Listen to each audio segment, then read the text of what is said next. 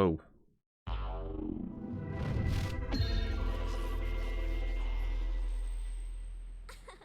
Oh, dude, the bitrate on this is gonna go really weird, isn't it? Uh-oh. Uh-oh. Oh, God, I just realized the bitrate on that is gonna be crazy. Whoa. Options. Overlay.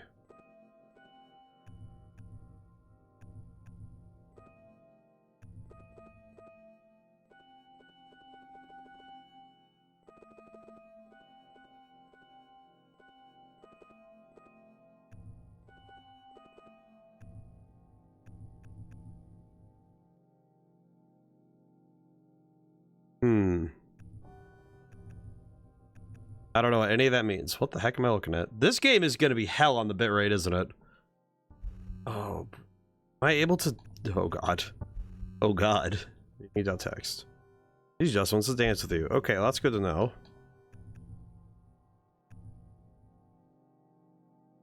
Hang on.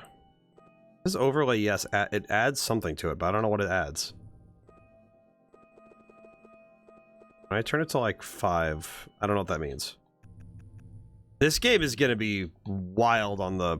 I don't know what that's going to look like, but oh my god. Okay. What am I looking at? This is TAMASHIKA. What the heck am I looking at? Wow. Them colors be coloring.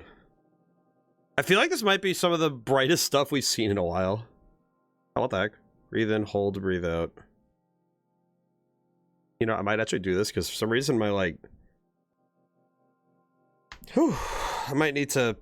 Might be wise to do some of this breathing stuff just to slow down a little bit. One thing I can do as well really quick while I'm thinking about it. I could check something really quick, like...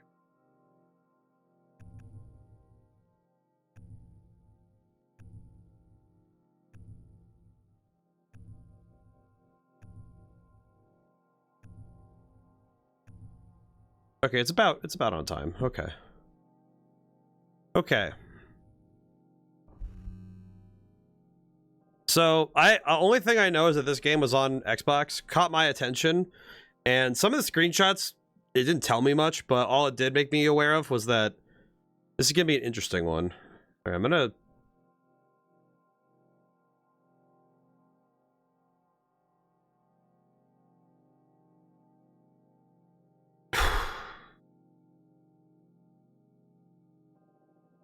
Probably good to center anyway.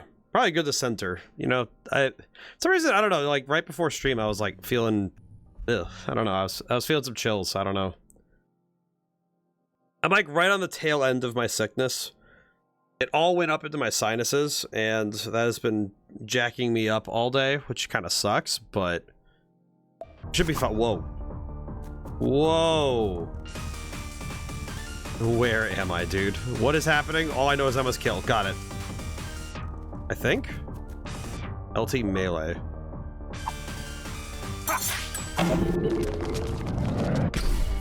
Okay. Too early.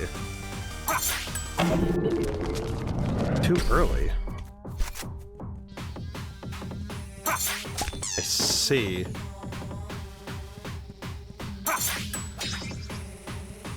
Very weird. I'm so lost, but also very intrigued. Okay.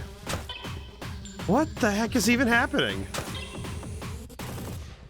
Oh my god, this game feels so insane to look at.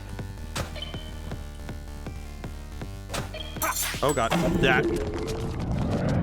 Oh, does it send me all the way back to... Oh no, it only sends me here. I see. Interesting. There's no ammo either, so I don't know what's... Oh, I can only tell this is gonna... Is this gonna turn into like Ghost Runners? My brain is gonna hurt kind of thing. I will say, I'm definitely not getting the timing on the... So the melee is... It functions as a parry of sorts. Like we're trying to catch opponents when they get too close. Rather than... What? Oh no, maybe I'm just trying to blast them. Yep, okay, so this mission, it's only knife. Got it. So I have to, or not, only gun, rather. So I have to be quicker than that. I see. I see. I just have to blast. Got it. Interesting. Live, die, repeat type stuff, I guess. Wait for enemy fire, deflect after pause.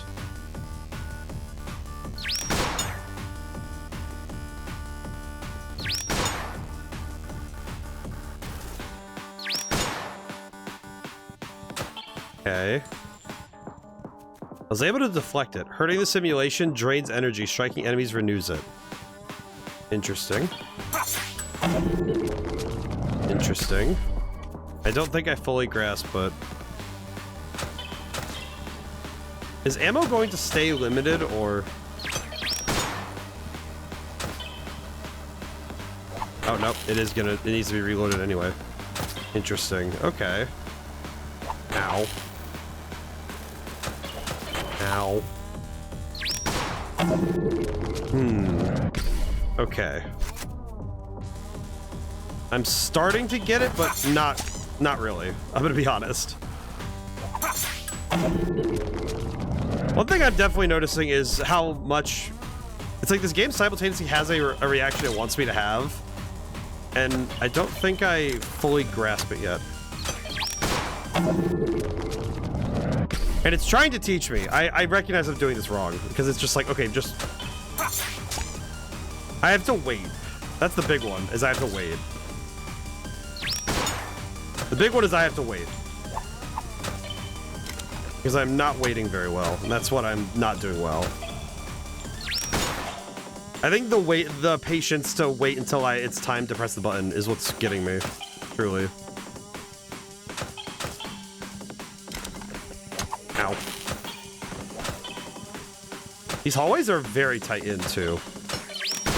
Perish. Okay. Ah! Oh, and then right at the end, too. Eh. Oh, well. Just means I have to be better. Okay. It kind of reminded me a little bit of how my reflex, of like, training the reflexes for neon white. At least that's what it's reminding me of. I remember having to train my reflexes for neon white in a specific way. And it's gonna take me a bit, I can already tell. Okay, I do also see that, I think the audio's, it looks fine. I don't know, does it? Hang on. I think it's a little loud. Probably turn it down. It looks loud, because I'm seeing on the thing, it's like in the yellow already. Nope. Continue. Interesting. It just kind of reset. That's it. That's funny. It just kind of kept. It kind of got right back to it. Okay. I need to. It's. You know what's funny is it's literally just wait half a second. You know. That's all it is. It's actually pretty generous about the timing too, because it's just okay. Just wait. Yeah, because it's actually pretty good about it too. It's pretty darn nice about it, all things considered. Because like most games with this timing stuff, they try to be pretty. They want to train you to be very precise about it. This one, it's being very generous with it. Ow. Ow. Yeah, see, I could just hit it, and that's not. Yeah, it's not too bad at all, actually. Pay attention to the walls; they mirror your energy. Okay. Interesting. Interesting.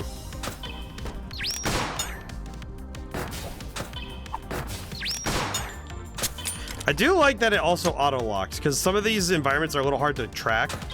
So having something that it tries to find the nearest enemy is that's pretty generous, all things considered. Like that's pretty darn nice of them to actively seek enemies instead of.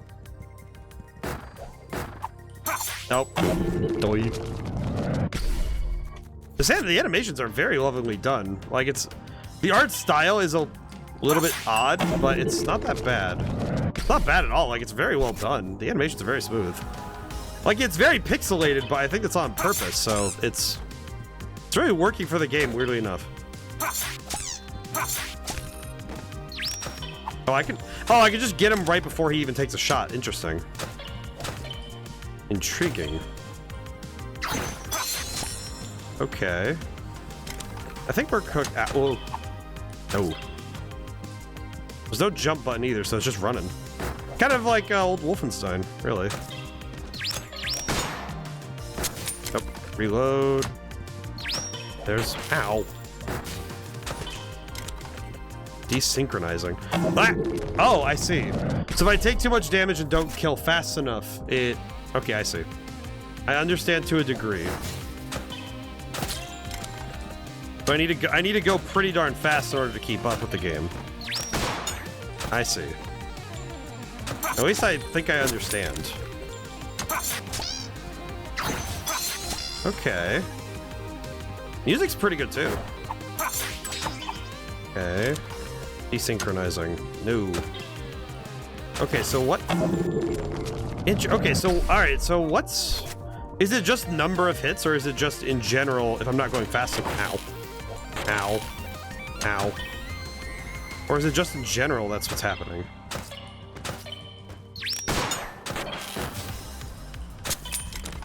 I'm not very sure what's causing the desynchronization at that point, but I thought I was going pretty darn... I thought I was doing well, but I'm not sure. I'm not very sure what the criteria is with this game. Ah, nuts and bolts. The only downside really is screwing up at the end there really feels kind of... It feels kind of sad. It's like, oh, tragedy.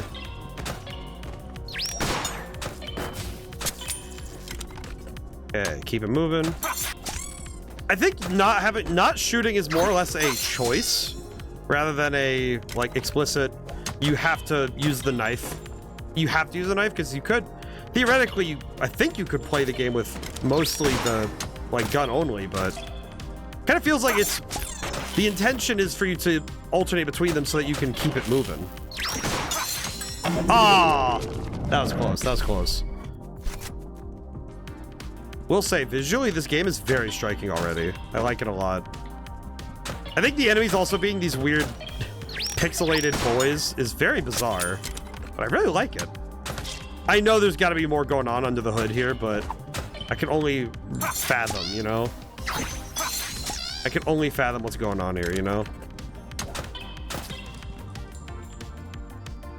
Very fascinating.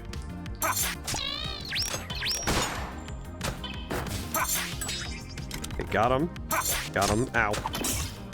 Okay. I'm gonna reload again just to be safe. Whoa. Ow. Oh, he got me anyway. Ah. Nuts.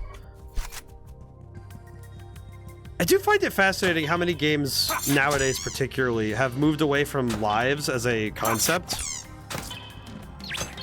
Which is a curiosity for me because, you know, it's one of those things where you grow up playing games with lives and limited tries, right? So, with games moving away from that, it does always make me wonder if, you know, like, is it for the better, is it for better or for worse that we do that? And I think it kind of depends. It really does feel like it really depends, you know? Like, I think this game, with its particular... Oh, God, I got a double parry. That's what it is. That area is double parry. Got it. I need to remember that. Or I guess double stab? But... It is one of those things, though, that it kind of fascinates me when I see a game like this where on the design side, it's like, it's doing some very, you know, very interesting stuff, but it's also making those, like, you know, lower choices, you know, like stuff like lives or, you know, retries and such. Ah, too early. I know my problem is that when I see a thing happen, I am very trained to, the moment something happens, press the button to react. And it is very hard for me to wait to do that, you know? Like, waiting to do something until it is time is a very hard one, is a concept for me that is harder to grasp. Because I trust my eyes when I see something, so I try to react the moment I see it, you know? Okay, I'm desynchronizing, but why? Why am I desynchronizing? Oh, because oh, I see why. If you fire too many blank shots, it hits you anyway. I see. So those also count as taking damage. I see. I see. I see. So I have to be careful and not use too much ammo. I see. I see. Be more careful then. Okay. Let's see. Interesting. Oh, yep, there it is. Okay.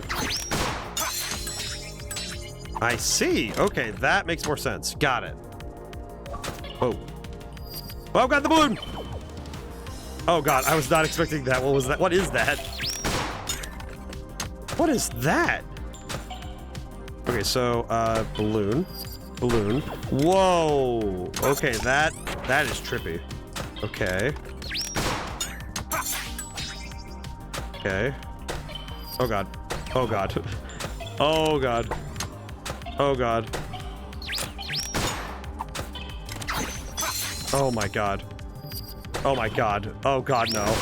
Oh god, this is already overstimulating. Oh god. I can already tell this is gonna be nuts for me to figure out. Oh, brother. What is that? The balloon, like, that balloon changed everything. It's just like, alright, cool. Oh my god, where does that put me back to? Oh god, where does this put me back to? Oh, okay, I see.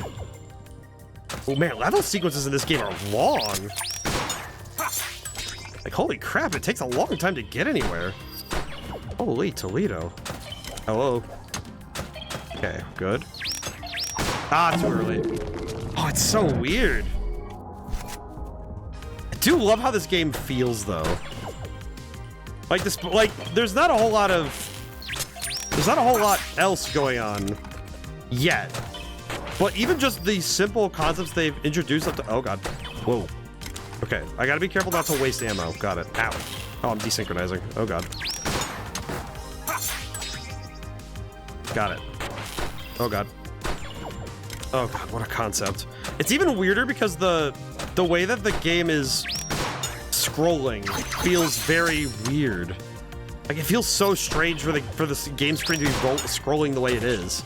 Because the room's like flattened out in front of you like that. Oh, it's so... It feels very bizarre to observe. Oh my god. Too early. Nuts and bolts, not again. I feel like games of this particular ilk, the ones where the art style is very... It's this particular era of 2000s internet art, you know what I mean? Where it's like, there's this particular style that it was very unconcerned with, you know, like a lot of the pixel art norm, like standards that we have now. Frankly, I think to this game's benefit does it eschew some of those ideas. You know what I mean? Like, it feels very much like, okay, yeah, this game is in conversation with itself, and it is clearly having a good time. Oh god. Ah. I just fell. That's on me. Interesting. So fascinating.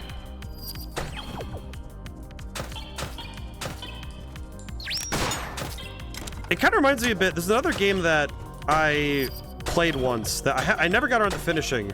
But I played it because a friend of mine owns it and we game share. So there's this game called Ghost Runners, where the game is very much built like Neon White, where the objective is to go fast.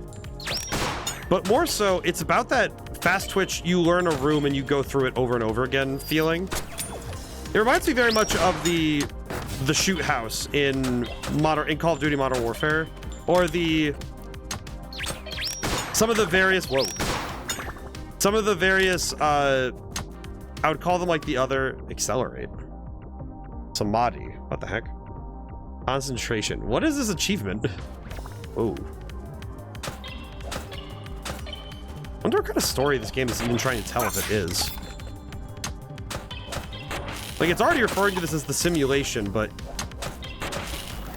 I wonder what it means. You know what I mean?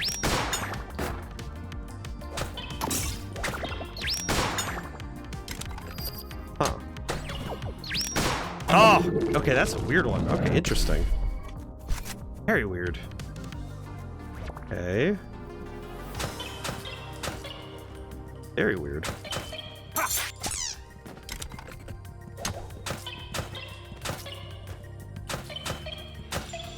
Very bizarre.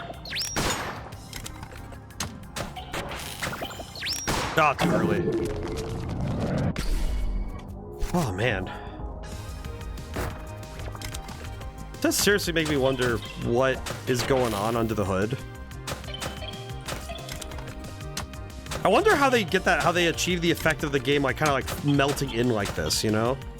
Because I can only wager that that effect must have been... Like, I wonder if they figured that out in testing first. You know, that's the sort of thing that... That's the sort of thing you would have found out in, like, while you were messing around with programming, you know, like, programming or... In terms of... Whoa. You would have figured... Like, you would have seen that effect in testing or something, and then... say, okay, how can I work it in? And then you say, oh, let me use it in this game that would really like it, you know? So I can't imagine this effect came... Whoa. I can't imagine the effect came first, you know? Oh. Equanimity. Interesting. Alright, let me take a moment to... Yeah. I do like that the game is like... The game, interestingly, it has that warning off the top that says, hey, make sure you take frequent breaks to rest your eyes. It is something I would actually confess outright that I'm, like, kind of bad about in terms of my own, like, self-care, is trying to make sure that I take frequent breaks from my eyes when I'm gaming or working. It is a hard one to remember. And it's like, it's one of those things where you really have to, like, stop, remind yourself, hey, go look away from it for something. In my case, I try to look to my left, so, like, the posters I have on the far side of the room, and I try to look to my right, and, you know, like, right now I can't look very far out because it's all plants, but... Whew.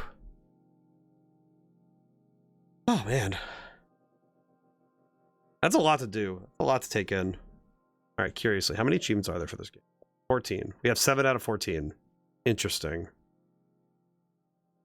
Interesting. I guess to talk about what I've seen so far, I feel like the gameplay is really cool. It's very bizarre to get a hang of at first, but it's sort of pulling similar ideas like Doom 64, like we've played on stream before. I would say classic Doom is kind of close, is kind of the DNA I'm seeing in this. Maybe Wolfenstein. But it's like, looking up and down is less the language of this game, and it's more about the constant movement. I feel like some games, constantly moving forward is a very different feeling. It's like, in 3D games, there are 3 types of energy. There is negative, positive, and neutral. At least to me, in terms of movement. Like, if I define it this way. Positive energy is you're moving forward. Negative energy is moving away. Neutral is staying still. And in some cases, negative energy is the best thing to do. Like, to move away from an opponent. Like, I guess positive, negative, neutral is kind of weird, but it's kind of like, basically, it's about the flow of things. You know, either move towards, away, or stay when it comes to, like a shooter game. FPS games are familiar with these ideas, these concepts of either you move towards your enemy, you move away from them, or you stay. And in this game's case, and like games like it, the thing is you want to constantly move towards something. Like, even if you're technically moving away from something, you know, it's like you're going to be moving towards something. But in this game's case, it's always charging forward, which... It's funny, I've been recently playing off stream a game called Mega Bonk, and I think Mega Bonk is very similar in this regard, where the objective of the game is to keep you moving, and not necessarily that you're not expected to ever sit still. And even in the moments where you do, it is very brief, right? And in this game's case, it's like, if you are sitting still, either you just started, or there's those brief flashes where you have to parry. And that's a very different sort of sit still, right? All right, let's continue. Was that? I see. Not a different path, but I have to keep track of multiple angles. Interesting. Interesting. Interesting. Whoa. Whoa. Ow. I had to look away for half a second because I thought something flashed up, but it's just the ad break thing popping up. Interesting. This game's visuals kind of remind me of, I'm thinking both LSD Dream Emulator, but also of a Dream Barbecue. I'm wondering if similar style games didn't inspire this one too, right? Like, the digital workspace is a very different inspiration now. I think to some degree it might be because digital spaces now can exist outside the context of reality. Because for some of us, we grew up only seeing the version of a space. Like, I have never seen a real Torii gate, but I've seen Torii gates in video games dozens of, if not hundreds of times, right? And I wonder for how many people these digital worlds are the only ones that exist, right? So it does make me wonder, right? Ow. Ow. So it does have me seriously thinking about it, you know, of like, what is the reality? On what level of reality does this game sit in? Because I wonder if they too have an issue that their reality is tenuous. I feel like for a lot of people growing up on the internet, it's like, oh, I see. Okay, that's good. Okay, interesting. I didn't know. Okay. So do not touch the rainbow 4. I thought it might have been... I was wondering if it was good or bad. It's good that we know it's just death. Got it. Not too early. But there's something fascinating about digital spaces like this. Because this game is ostensibly, like, born of the computer, you know? Like, there is very little visually being represented here that isn't the world of the computer at work here, you know? Wait a minute. Balloon. It's balloon. But it's one of those things that is very cool seeing it here, because I will say also, yeah, the animation being this smooth, it's being almost aided by the weird pixelation of the world. Which I still am really wondering how it looks on your guys' end, because my bitrate might not be high enough to capture this properly. Kind of you know what's the thing? I'm really worried about this game. Hang on. I am very worried about the bitrate being low. Too late. Oh, I have to hold B to disconnect. I see. Interesting. But I do seriously wonder if... I am seriously wondering about... I wonder if this game is gonna look good for you guys. I hope it does, because holy crap, it's...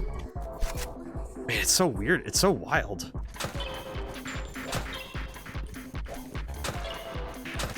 Oh, crap balls.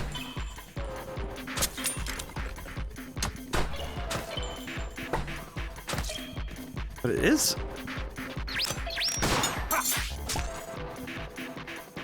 One thing I am noticing about this, though, is how... Like I said, I think it is very much like the gameplay loop is quite satisfying. Despite there being, like, there's no context, you know? It's just like, all right, here's your controls. And there's a certain amount that is being assumed. The big one being the dual stick shooter method, right? Dual stick shooter being like assumed is quite a fascinating move. At least to me, I think it, oh, I didn't even know that. Oh, okay. That's good to know, actually. So if I go through a room, it disappears. Interesting.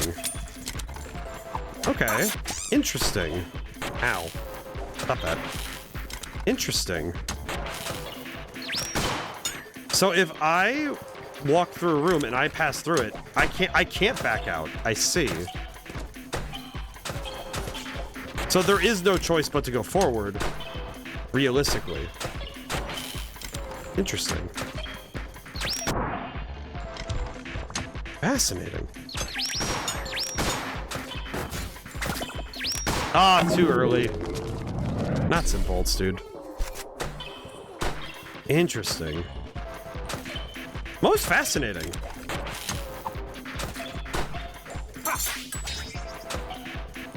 Because that implies, though, that that design I talked about earlier, that it wants you to keep moving forward, is not just implied, but forced. Interesting. Because the game absolutely wants you to only move forward. And it really does want to confirm that you are on board with only moving forward. Ah, too early. But if I pull the trigger fast enough... Okay, interestingly, you end up back here if you...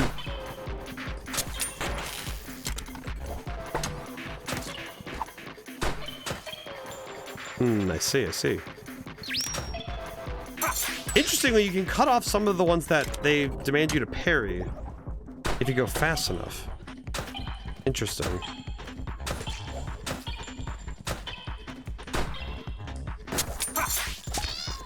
Game has a very interesting relationship with lateral movement. Like the desire to move left and right rather than backing up. I think left and right movement might be where the game wants me to go. Oh, I see. So I see now. Interesting. I didn't even pay attention to the UI change. The UI change actually is now most interesting. I have not even noticed my hearts at the bottom there. I didn't even realize I had those. I didn't even realize I had that. Okay, don't touch the rainbow. Got it. The rainbow is bad. We don't touch that. Okay. Heart. That gives us 4 hearts. Whoa, oh, that's gonna get so fast later. I can already tell. Oh no. That's gonna be really bad for me later, huh? What the? Huh? Whoa. Okay. Good to know. Ha. So it's like an I Spy. It's like I Spy. I don't know what.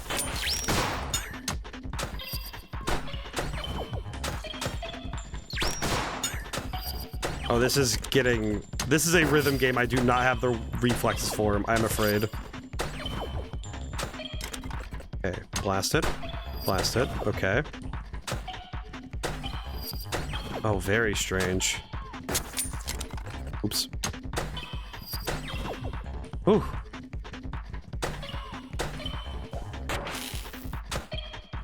Oh, very strange.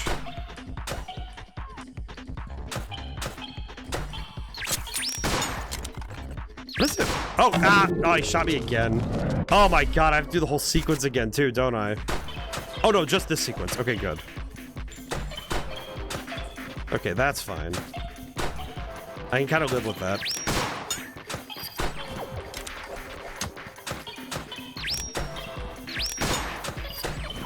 Oh man, it is so fun to go fast in this game, but it is so scary. It's kind of like driving a car a little too fast on the highway, you know what I mean? Where you're going just fast enough where it's like you're worried, you know? I feel like that's the whole game. This whole gameplay in a nutshell feels like that, where it's like you're going just fast enough where you're unsure if you're going to be in full control the whole way through, you know?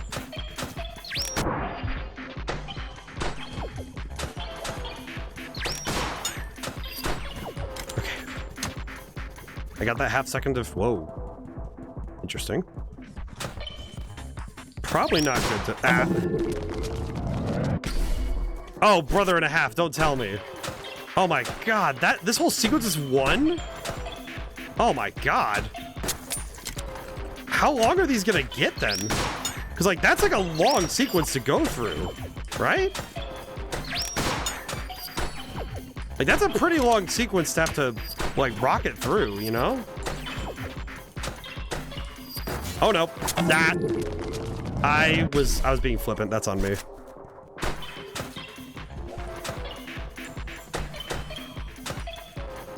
Oh, man. It's like... It is very intoxicating to go very fast, though. Interesting.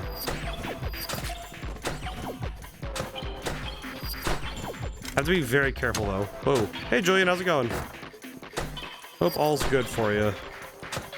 At first, too. How's it going? It's going pretty good. I'm at the tail end of me being sick. I'm like, I'm still a little stuffy in the sinuses, but otherwise... Honestly, today was good, though, so I don't really mind it so much. And being on the mend, I don't really mind, because I can... Recovery is always part of the process, so I don't mind. Alright, here we go. This is the part I don't know yet. Go. Oh. Okay.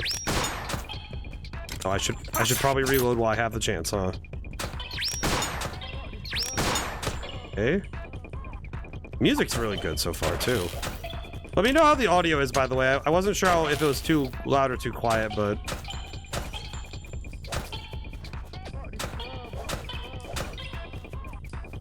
kind of adjusted it in... Whoa.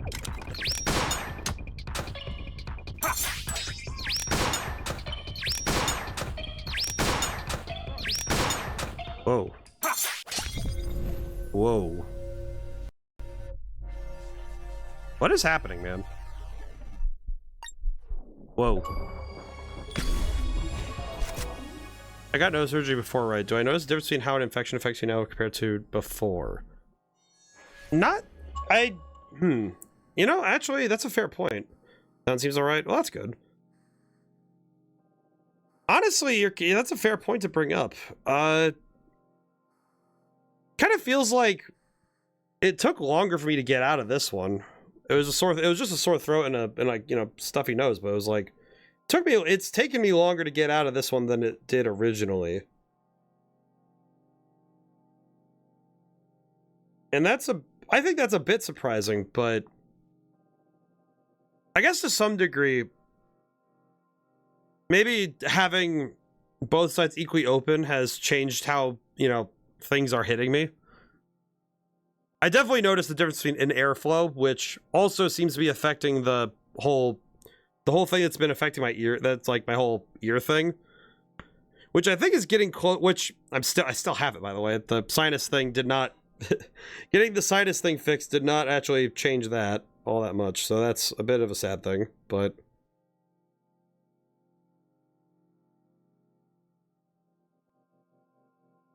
it is working out okay. I think recovery time is just longer right now because the thing I got was kind of a broad spectrum sickness. That's all right. Oh, jeez. But fingers crossed by tomorrow should be all good. Definitely don't think this one was helped by the whole air quality situation in the northeast of the US. It was not helping me for sure. So let's go again. All right, let's do it. Wait, didn't I do this? Wait. Didn't I do this? Accelerates.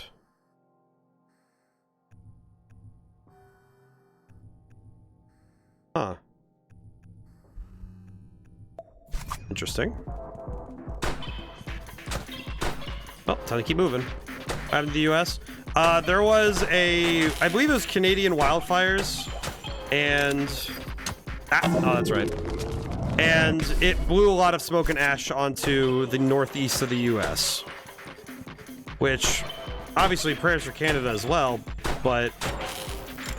in regards to what happens with, like, here, it was like, oh yeah, a lot of Americans were affected by air quality kind of nosediving people's ability to breathe, so. Oh, because he has the rainbow thing. I see. They have rainbows under them, so I can't let that guy get close to me. Got it. Ow. Gotta remember that.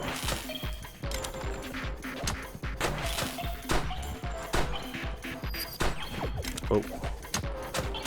Damn pesky fires. Well, and it's like, I see where some people's arguments are. Oh god. Some people's arguments and discussions have been on why are they constantly happening? Because this is the second time now in the last few years that wildfires of this magnitude have hit the airs from Canada have hit the U.S. But I think more so, the more important question should be, okay, but what's causing the wildfires in the first place? And maybe the two entities should work together to, you know, maybe get that figured out. To me, it seems like, okay, this is a problem that's affecting everybody and should probably be, you know, probably should be something for people to squabble over. It should be like, hey, maybe we should make sure that things don't light on fire without, you know, fair warning.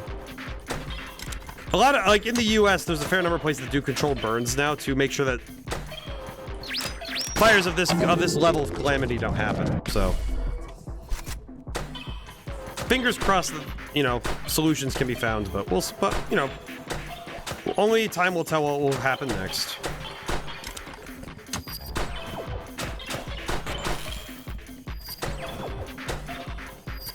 Oh god. Oh god. There we go. Okay, reload. Kind of funny, it's training me to shoot at anything remotely green. The curiosity, really. There we go. Okay. We're cooking now. Oh, this is the same as the last area. I see. Oops. Let's see. Interesting.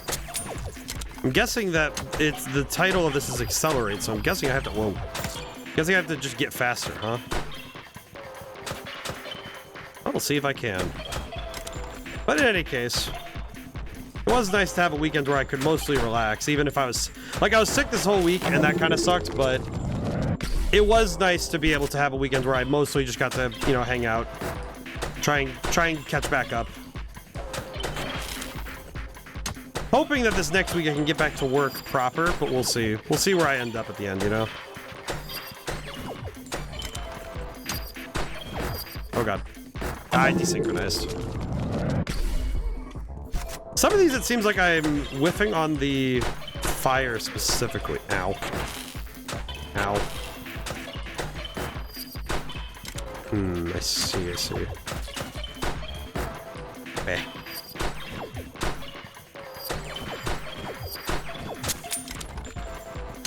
Ow.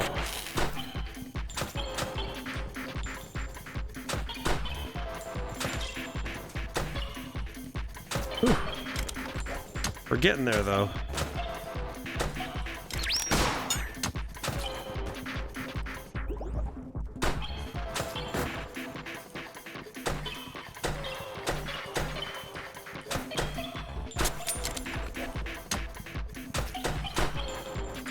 I feel like I'm getting too twitchy now because I'm thinking that I need to move too fast. But I do appreciate that the game is keeping me on a timer though, because you can't just sit and wait. Is this game like Aim Labs? I don't really know. I've also never played Aim Labs. So I feel like I don't know. So if I had, oh god. If I had to guess, though, if the objective is to practice a skill, a lot of first-person shooter games technically work under a... Kind of funny, it's like, a lot of FPS games do actually work on a similar idea of you can train yourself to go through the missions with laser precision. It's kind of funny what you... like, how fast you can pick up some of these areas, though. Like, the tutorial missions in Call of Duty tend to have a area, like a course you can run over and over again. Oops. Go. Ah, too early. But I guess I never did stuff with Aim Labs because I wasn't really into Counter-Strike back in the day. Which actually kind of... part of it was that I never found myself interested in the idea of pretending to be, you know, professional FPS player. So I knew people who would, you know, were very interested in playing pretend on that front. I also played against people who played at a level similar, but Ah, jeez, it's desynchronizing. That's not good. Okay. There we go. Add. I don't know if those serve as checkpoints or as...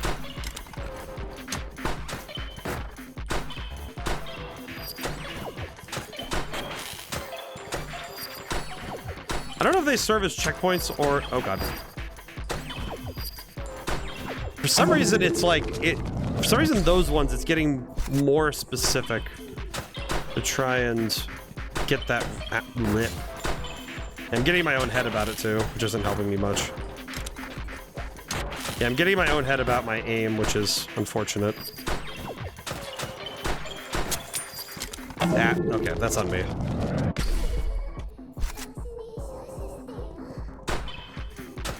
Yeah, I'm getting my own head about my aim, so that's not helping me much at all. Ow.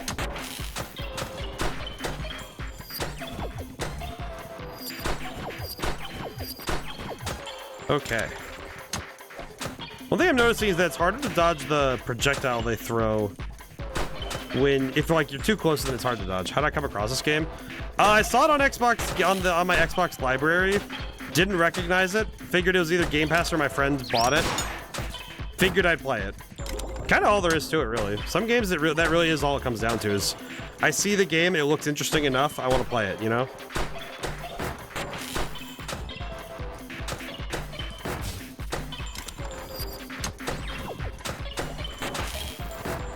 But I mainly liked this game because it was so far out from what I've been doing right now that I wanted to play it because it looked pretty darn distinct from everything else I had been up to lately.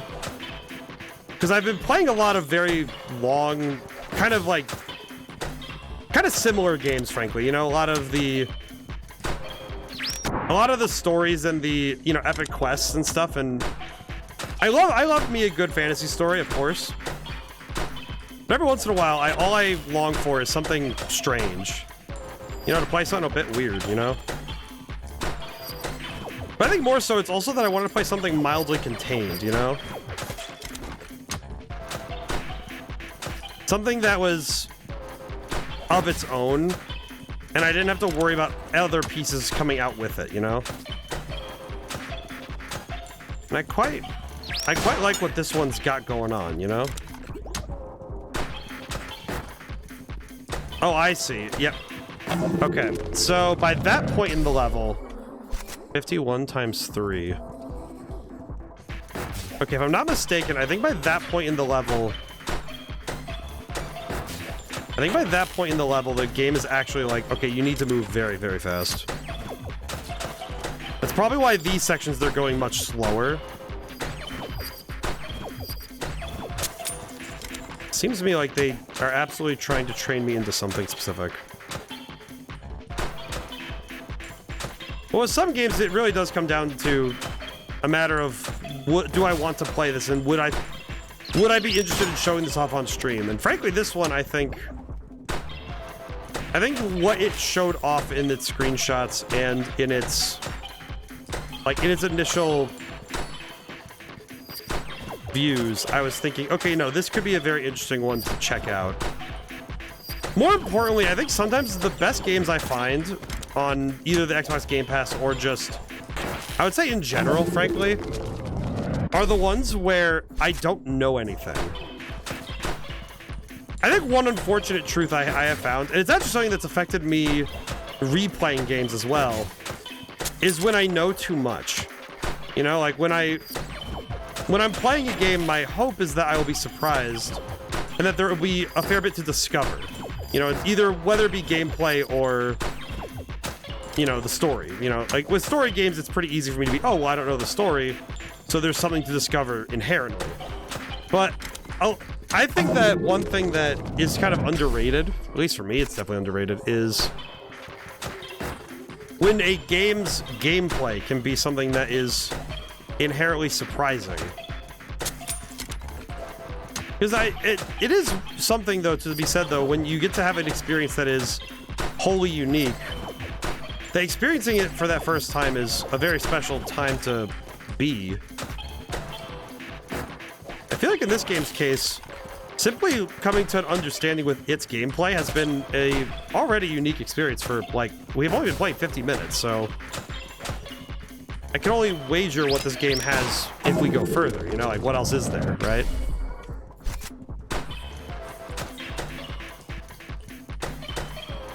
Yeah, nuts and bolts. And I think that that's something I wanted to capture again. So there are some games that I feel bad when I don't get to play them faster. You know, those games that feel very special. But there are also other games where when I observe them from the outside, I get filtered out, frankly. You know, it's like, I've watched trailers at times where I get filtered. And I think that it was funny because I think a trailer does its job if I watch the gameplay and say, yeah, this isn't for me. Just as much as if I watch it and say, yeah, this is the game I want to play, right? It's a very weird process to say, is this for me or not? Sometimes the trailer needs to confirm whether or not it is not for you. I do that a lot with movies. You know, some movies really do. Like, I think some movies actually do the work of filtering me. Because their trailer specifically just... But also the material, you know, like if I see... Like with movies, sometimes I'll see clips or... In the case of games, I'll see gameplay and I'll say, oh, you know, that's not for me. Funny enough, there is one game I, for years, had that exact thought about. And it was Baldur's Gate 3. And I don't know if I don't know what, oh god. I should have reloaded before I went that way. Oops. That's on me. 5 times 2. Kind of wondering now if me screwing up this much is doing a lot worse for me or not. Like, I'm wondering if I'm gonna get... I wonder if I'm gonna get kicked out of the game or something if I screw up again.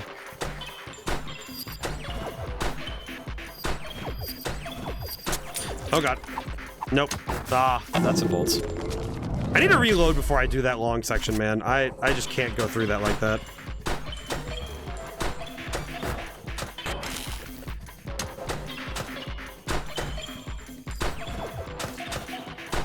Yeah. They do this, and then I'm reloaded some... Oh god. There we go, that's better. 1, 2, 1, 2. Oops. But I think some games, it's necessary to just take a chance on them. It's one thing to be filtered by the, you know, to watch the trailer and be like, oh, you know, whatever.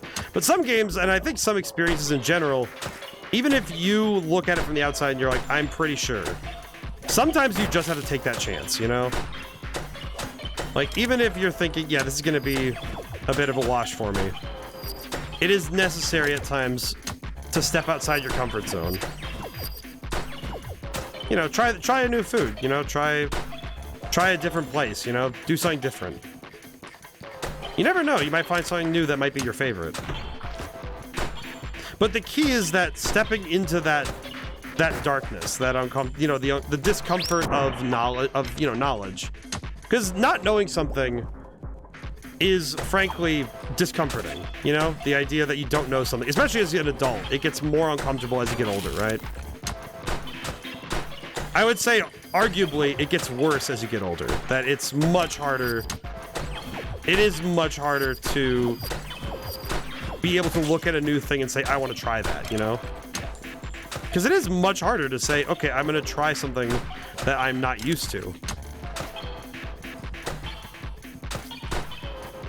Oh god, there we go. No, oh, I desynchronized right at the end. Oh, that's tragic. Oh my god, that's tragedy. No, I think that's tragedy. Ow. Fucking rat. Oh my god, I was right there too, probably. Okay, reload. 1, 2. But I do think that... I think that by stepping into the discomfort of ignorance for a little bit, you know, to allow a game to teach you, I think that is a good spot to be sometimes, you know? Holy crap, sometimes you get surprised, you know? Like, I'm quite liking this, even if the gameplay loop has me a bit confused. I'm really liking it, you know?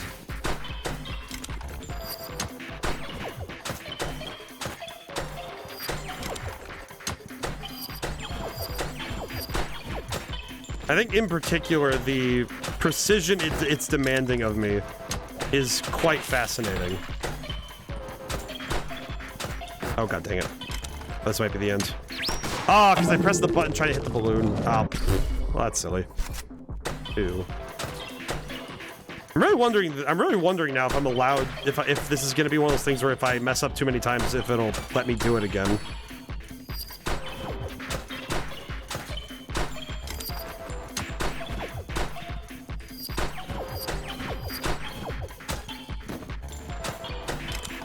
Really wondering now, though.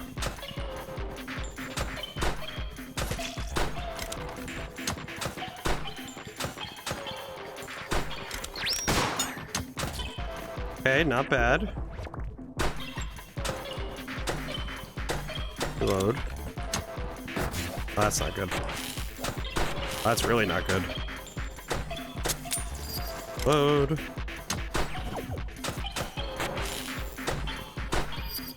Reload here just in case.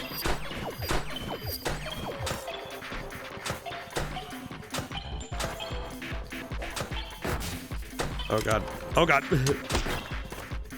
Oh god. Oh god, game. Game, just let me through. Game. Oh god. Okay, come on, make it. Yes. Okay, we're good. We're good, thankfully. Holy.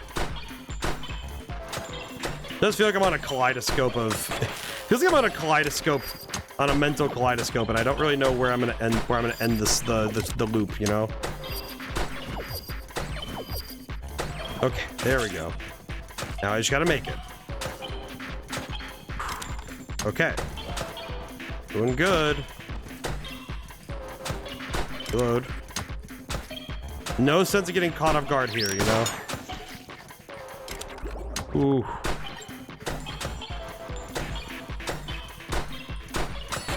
Oh god. Not like this, man.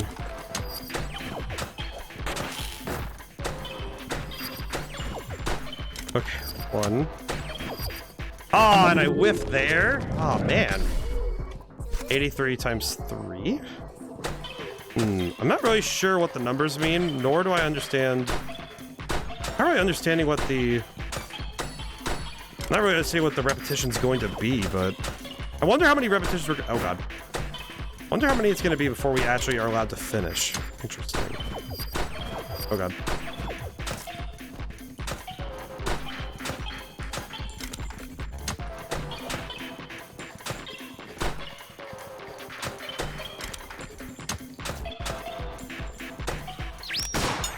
At least the parry guy isn't too bad to do anymore. Yeah, missing shots is bad.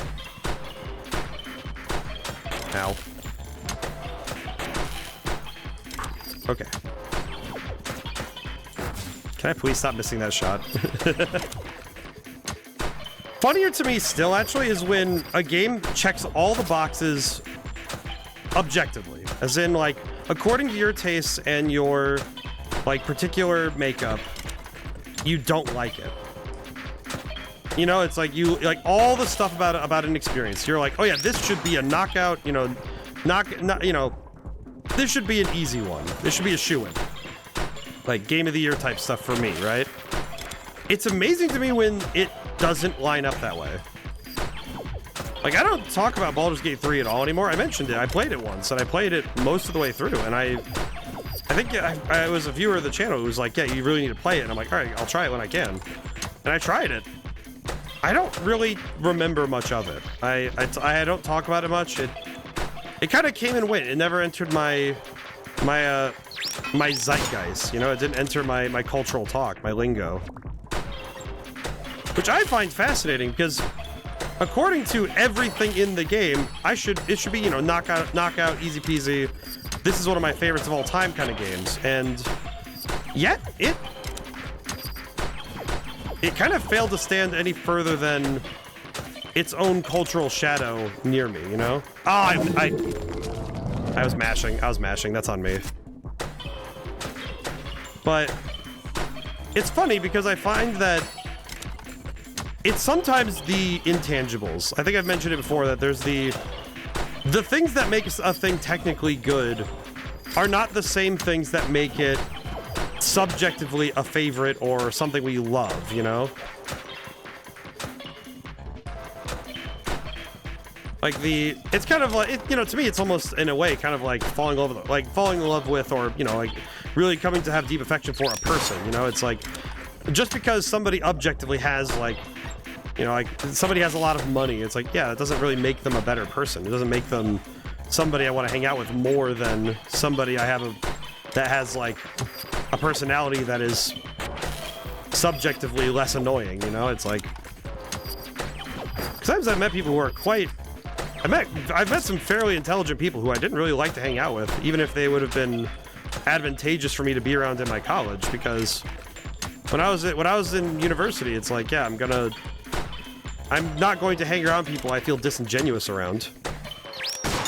And in that case, it's just like, well, why would I bother hanging out with somebody I don't like, you know?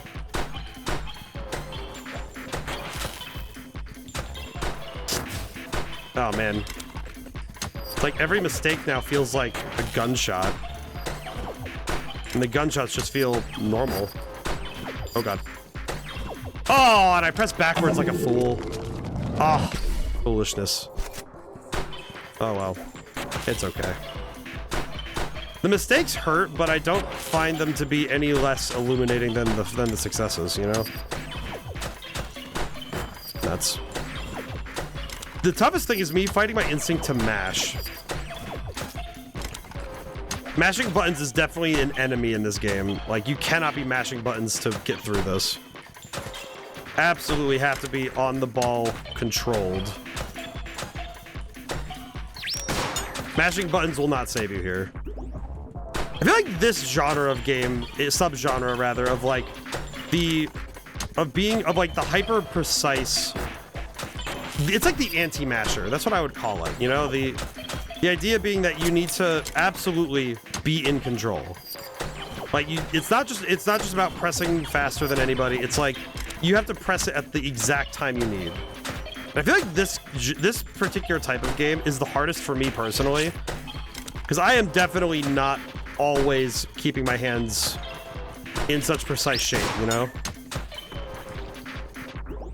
And I feel like this kind of game would absolutely train me into being better at a lot of other games, because, man, just knowing when to press is more than enough, you know?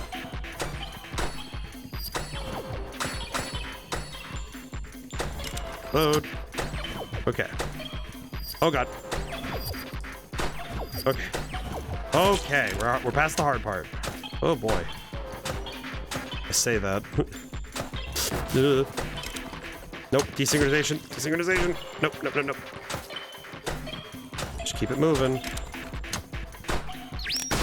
Oh my God, finally.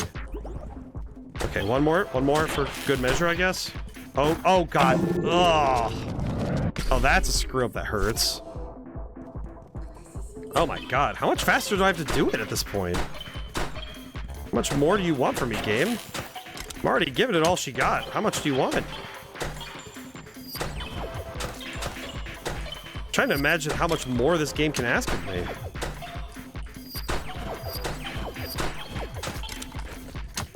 I'm guessing it must be 4 rotations, right? If it's not 3 attempts, it's got to be 4. Otherwise, I can only guess that this is like some sort of endless mode. Ah. Here, hang on. I'm gonna disconnect real quick. Let me see.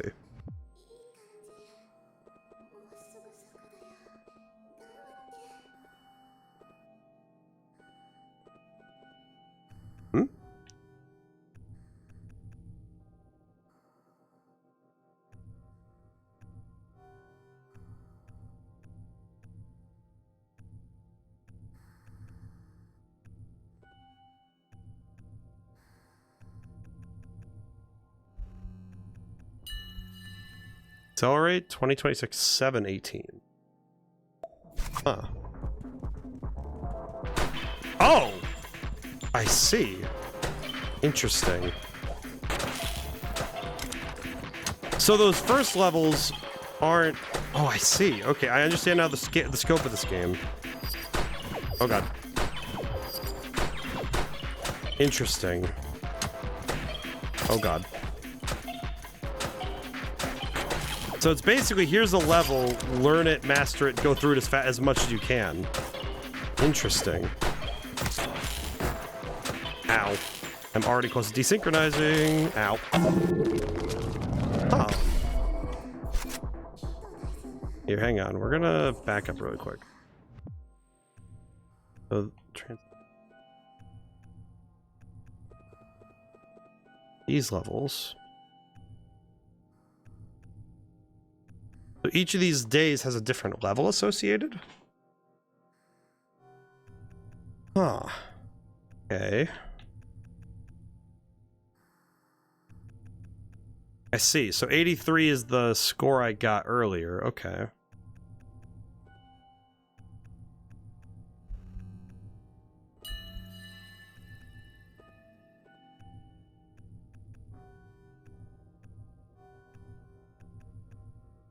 So I'm guessing, so each of these is a level. I go back to this one. This is the one I've just been learning. I see. So basically, it's just how many targets can I hit in a single run without desynchronizing? Okay. So I guess the objective will be we'll play a little bit of each level, see how long it takes for me to learn each one. Interesting. Why does it use the calendar then? That's a weird thing. Like, I don't really know what the point of the calendar is, really. Stop. Okay. And that gives me a... Does it give me a score? Too early. No, it doesn't. Interesting.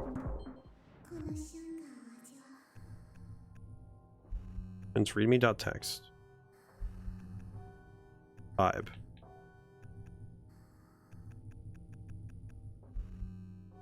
Oh, so we can change up the music. Interesting. Try this one.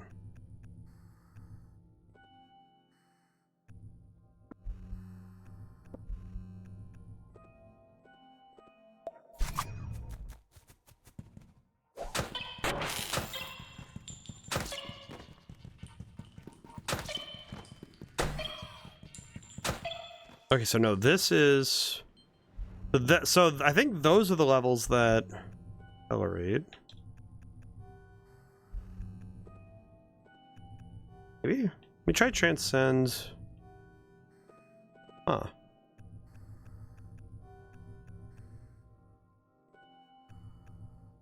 Or are these different versions of this level specific? Let me try it out then. One thing I will also do, I'm gonna try the music. I was not really feeling that music, so auto.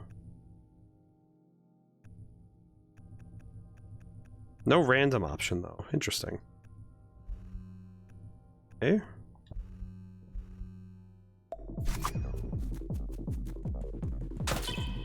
Interesting.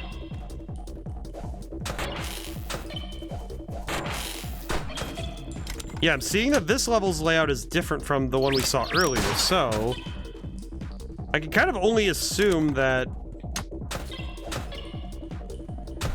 Whoa. I can only assume that each of these each of the days for levels is different inherently, which is kind of weird. So that means that there's variations on the same level that are spread out. And I'm guessing this one... Will this one loop as well? Or will it not?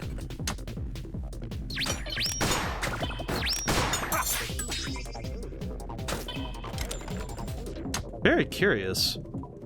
Oh, too early. 25%. Interesting. Okay, so... I'm guessing then that theoretically...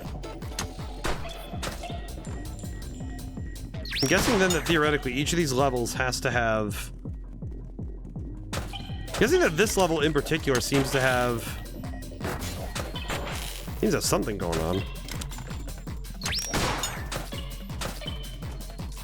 Like the rainbow stuff you're just not supposed to touch at all. Careful. Ow. Oh, press it too late. Interesting. One thing I still haven't figured out is who's that lady? If there's even an answer. Don't think there is, but kind of just seems like she's there for the sake of it, but interesting. Also, we're at the hour mark. Hope everyone's had a good weekend.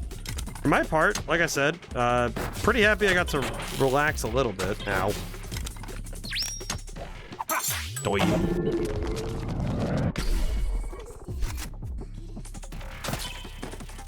I'll get there eventually.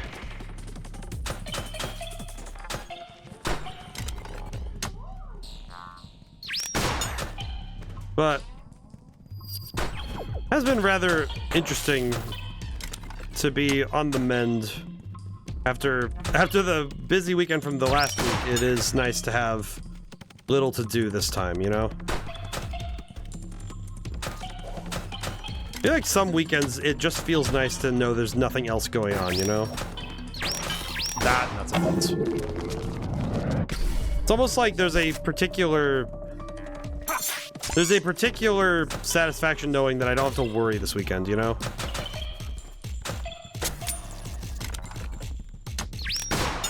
And I think in some ways, I feel like sometimes whenever you're dealing with any experience, sometimes knowing what isn't your responsibility. In a way, that is it's like a relaxation on its own, you know, just knowing that you're good, you know, that you don't need to move too much faster, too much slower. You're at the right pace, you know. That's good enough. Oh, I pressed it too early too. That's rough.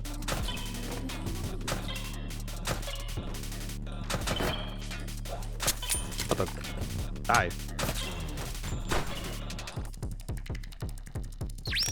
I do wonder why. I wonder why the animations the way they did them. You know, I'm guessing this game is sprite based, but the walls and stuff would probably still have to be 3D models, I would guess. But I can only fathom what caused them to choose certain things for,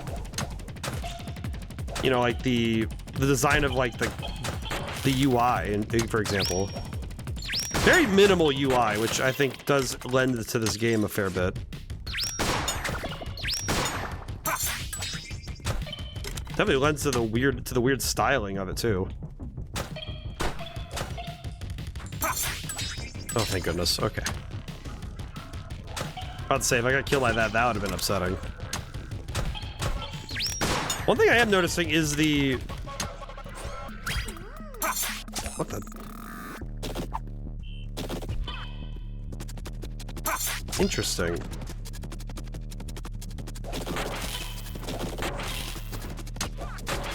Oh, no. Ah, jeez.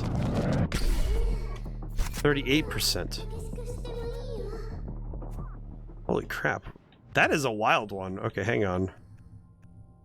Also change up the music again because I want something different.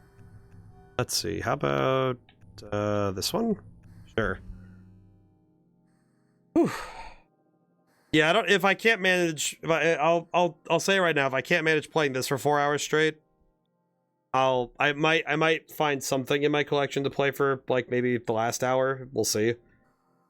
The only real problem I'm having, realistically, is just like, okay, how am I going to be able to keep up learning at the speed I was at the first hour, even just the first hour of stream, you know? That's holy crap, man. Probably a good time to stretch. I do know this weekend, well, this week rather, I need to really kick it into high gear on exercise. Helps a ton to exercise. Keeps the blood moving.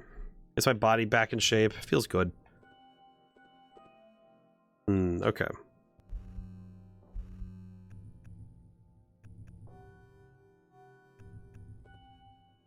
Let's try this really quick. Let's rock. Okay, music's pretty good. You can jam with it.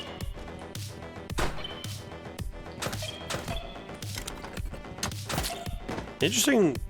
The level design so far has also been very fascinating because it's been doing nothing but highlight the game design. You know, it's trying its best to keep you locked in on the core mechanics of run, shoot, and, you know, parry, really.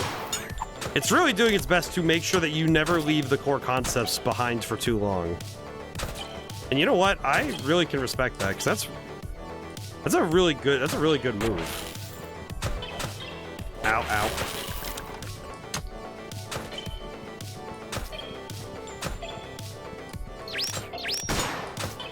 I think this game having very simple mechanics, but ow, I pressed the button too early, way too early. I feel like this game having a very strong grasp on its mechanics and not letting go of those core ideas.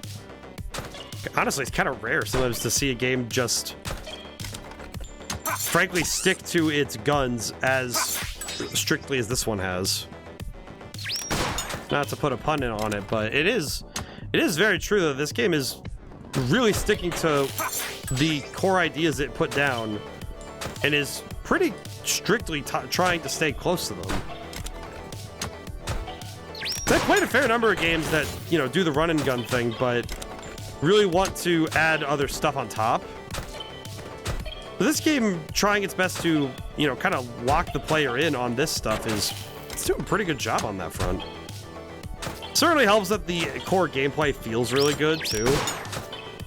Certainly, it's a bit to get used to. I think on the visuals, I think are fighting the player a little bit, and I think that is the put it nicely. I think that's the point. I do think that the gameplay is really trying to. What the heck was that? I think the gameplay is trying to mess with you. Like the visuals are trying to undermine your ability to keep up, you know? And I think that's actually, I think that kind of works in the game's favor, that it's actively trying to mess with you, you know? Like, I reckon that if you made this too visually simplistic, I feel like it'd be way too easy to understand. But the fact that this game is doing something different artistically, and I think that's really working in its, like I said, I think it works in its favor that it's being kind of weird, you know?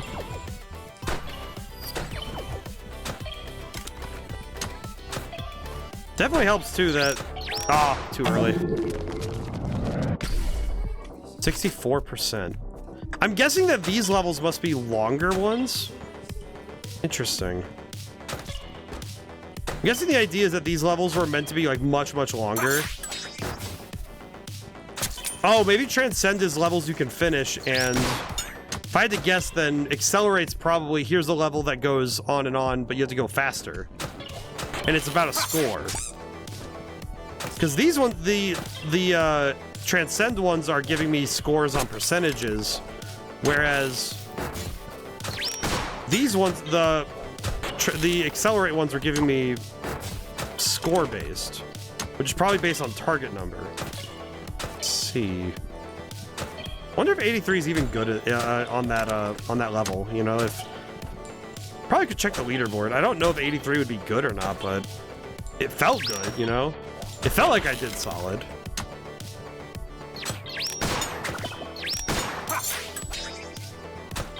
Like I said, though, I think this game is very much fighting my instinct to mash buttons, and I think that's to my benefit that it's trying to train me out of mashing. Because, man, it does feel real good when I don't mash, you know? Like, you know how many times you need to press the button. You should be careful, you know? It does seem also like desynchronization is a lot more generous in this level and in the Transcend levels rather than... Because Accelerate, it was pretty darn, like, specific about me doing that.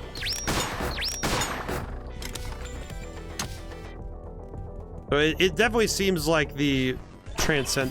This is an assassin on crack. I don't think so, Rocket, but kind of feels like Ghost Runners put through the Technicolor filter. Whoa, whoa.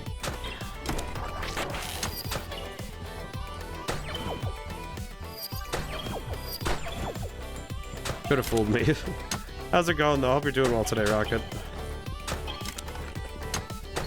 Ah! I didn't even know where the parry was coming from. 76%. Oh, that means I was really close to finishing the level. Man. Oh, same-o, same-o. Hey, you know what? Sometimes having the routine stay where it is for a time is just right. Sometimes it's all we can ask for, truly. Got the same excuse as always. Hey, you know what? That work. You know what, though? Sometimes the stasis is where we need, you know? Sometimes the calm waters really do be what we need right now. And you know what? That's okay. Let me how it. Well, some of us need the stasis. Others need the others need some variety in the waves.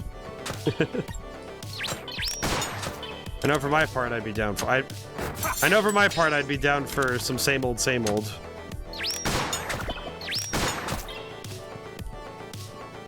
Get rid of that guy. Some same old would do me some good, I think. Man, I will say, if there's anything I kind of wish I could do is, I don't think I can pause the game.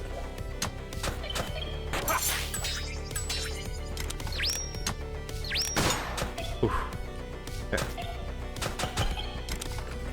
When I think of the idea of a kind of insurance service with the goal of keeping people able to achieve their potential, I don't know if that would work well as an insurance thing, because that feels like the kind of thing that somebody... It feels like the idea that it would take one bad apple to recognize the goodwill in somebody and take advantage of it as hard as they can. That's the kind of thing that I think there would be somebody definitely trying to defraud it. If the idea about achieving potential. Furthermore, I guess the idea is like, what does it mean when it's, achieving potential? Because if it's the idea is like, give everybody, an IT degree and hope they work in computers. Putting a lot of hope if somebody doesn't want to be lazy or BS their way into working hard.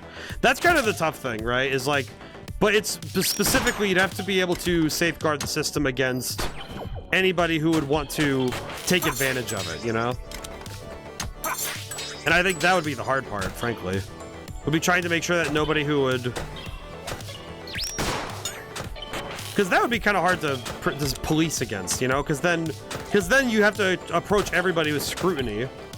So I guess technically the idea is that you're kind of like, I guess the American way of that is just give him a scholarship. You see him trying my best, pay me 5K. Yeah, that's kind of it too. It's like what stops it from being like, it's just somebody coming up and saying, give me money for, it's like, hey man, I'm on hard times, give me money right now. And in some cases it might turn into people thinking they're entitled to your idea's money, and saying, "Well, you owe me because I'm taking up your idea, so you owe me this." And it's like, well, because God forbid that money runs out. It's like, okay, well then, what do you do?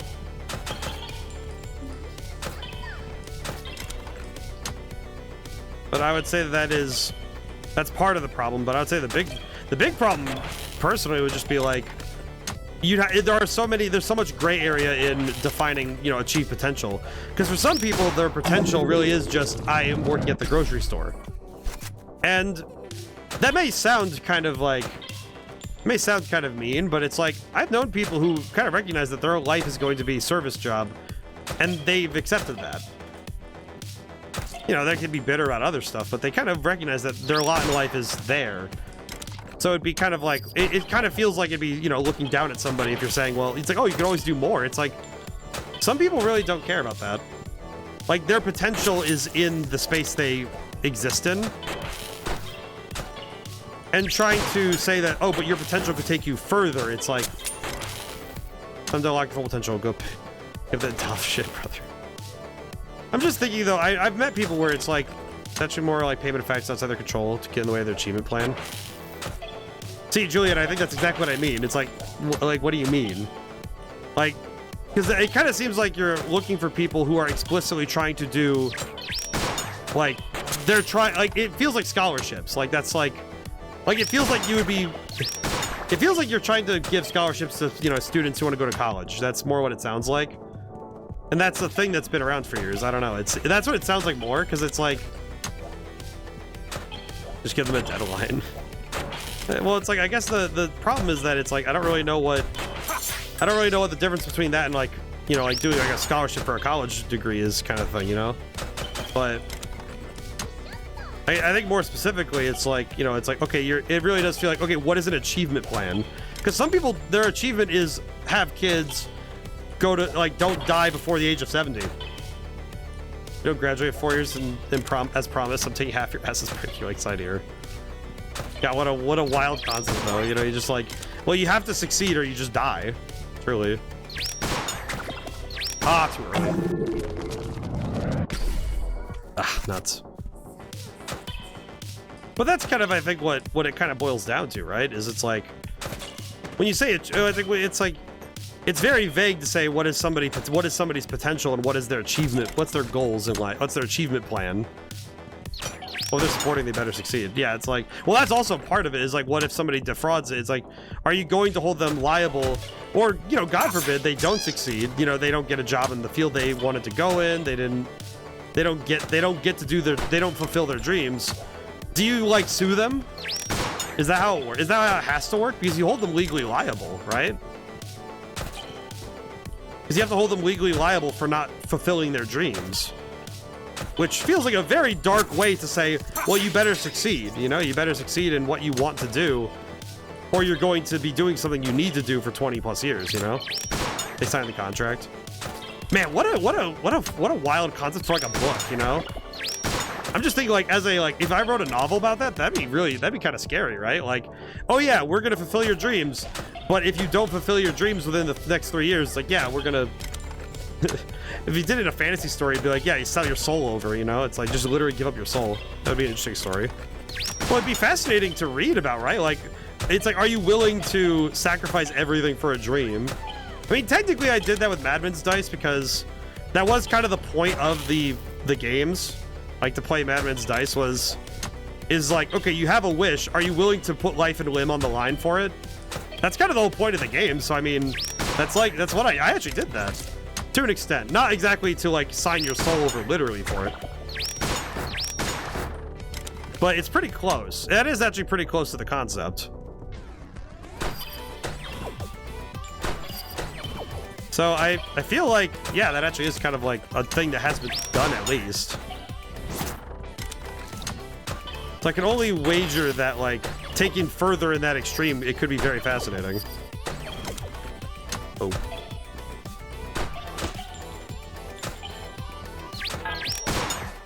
Okay, hang on. Oof. Beautiful. Alrighty. Let's see, where are we? I care to bet your legs. I would definitely not bet my legs for my dreams, but I would bet... I feel like I would bet my... I feel like my image is the thing I put on the line most when it comes to my own storytelling, you know? It's like, when you tell a story, basically think you can get a payout if something happens of your control stops you. I feel like that is pretty much just being a philanthropist, you know?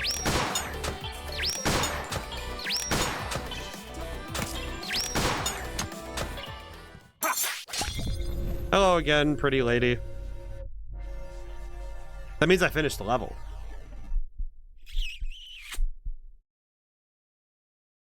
I don't know what that means, but I got there. 85, 100%. Okay, so that means I did the level 100%. Cool. I don't think I understand what's happening anymore, but I did do it. Okay, so now it gives you a timer. She wasn't even a 10. Thanks, son. I mean, I don't know. I don't know about that, but like, You're just like, well, she wasn't a 10, so like, what are we doing here? Dang, son. I am gonna change the music though, at the very minimum.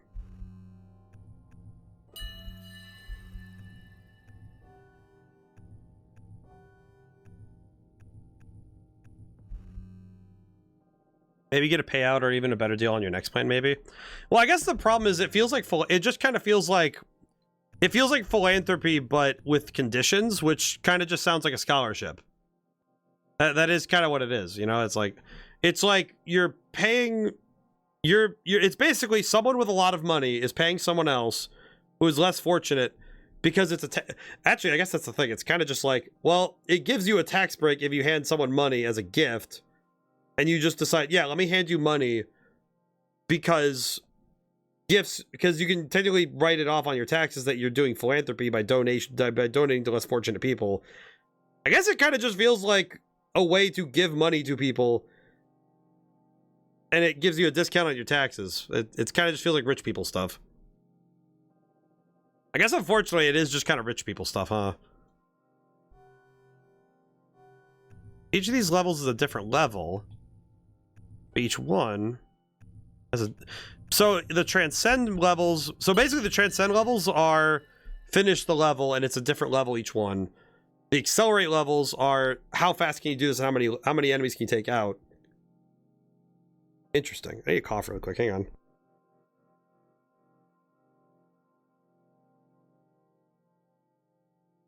Okay, that's better. Ah, jeez. Yeah, I will say I'm very hopeful that tomorrow morning I wake up and I'm not coughing up again. I would prefer not to do more streams with my grossness on stream. The last 2 streams I feel like it was very much a like bleh. I will say this particular this feature of the game, this like breathing thing, weirdly enough, this is actually kind of like I'm gonna be honest, this probably is the best touch of the game.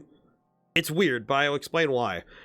The game is actively saying, okay, are you taking a moment? Let me give you something to help you recenter, you know, refill, realign. I kind of like that, because I think 2, 3, 7. Interesting, yeah. It's like, it's not quite the same speed all the way through, but it's definitely, if you follow this timer, this would be like a very solid deep breathing exercise, you know, where you follow it and you breathe in, breathe out, you know. This is the sort of stuff for managing anxiety, so that's interesting. Interesting. Okay. Whoa. All right, let's see what the next one's got for me. Whoa. Oh, he was behind me. Okay, that's good to know, actually. I shouldn't have started this level until the ad break was over, but I kind of wanted to keep my hands for... Ah, well.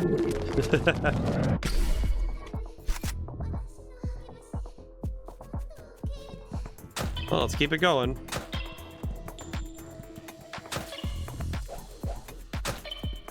There he is. Okay, that's why. Interesting. I do love how they full send the, I like how they full send the snowballs at you, though. I do appreciate that a lot. Ow.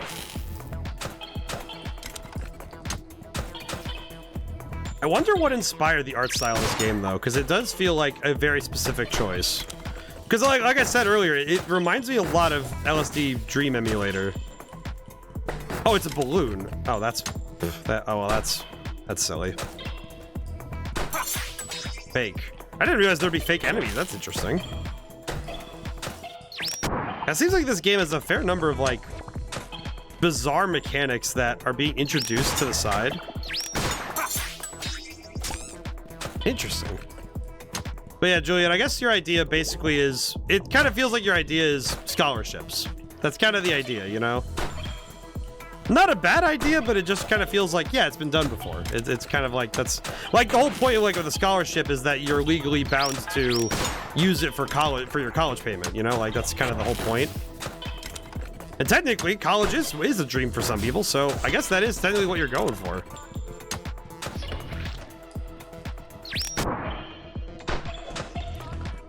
So I guess if you're talking about stuff that isn't... Because one of the things that is true with scholarship money is you can use it to pay for, like, food for, like, at college and stuff, and you can use it for college payments, but it's, like, one of those things where it's very explicitly money put aside for somebody to, you know, like, Americans do this a bunch. Like, I think especially like, for American college, a lot of, like, would-be students, or will-be students at times, their main thing they're doing, like, really, what they're doing is they go and they look up scholarships, like, all over the internet and just go scour for every dime they can find. I think I received a few when I went to college. I forget how many I got, but they weren't particularly important in the grand scheme of things, but they were a nice chunk of change, I remember. At least as I recall. Could I tell you anything about the numbers? Absolutely not, but got 3 and never used them. Yeah, I mean, nuts and bolts. I mean, I know I got a couple. I just don't remember much about... I don't remember much about it. I think some people are surprised when they find out that not only did I go to college, but I did actually finish my degree, so... Like, I did finish my degree, so I was... Oh, God. You shoot green things or I die. Wait a minute. She wears a green sweater, and I'm constantly blasting green things. So I want to help people, but overall make it return a profit. There should be allocation for charitable funds like GRY. So, well, I don't really know how you would make it return a profit if your objective is to only hand people money. That kind of seems like... Got a freebie since I have high percentage in my blood. I see. I don't know why it just occurred to me, but Julian, that kind of just sounds like you want to be a loan shark. Like, that sounds mean, but like, that kind of seems like that's what loan sharking is you loan money out and then you expect a return. Like that is loans. That's banking. Like I don't judge the role of the banker, but that is kind of what it is.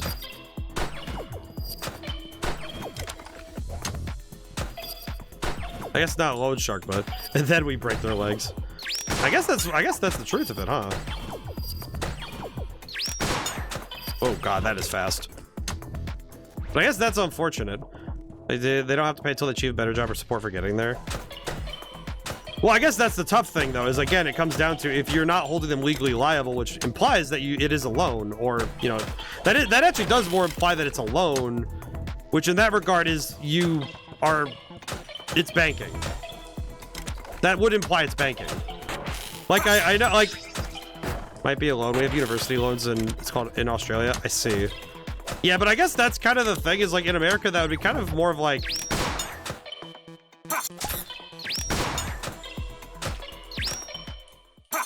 Whew. Hello again, lady.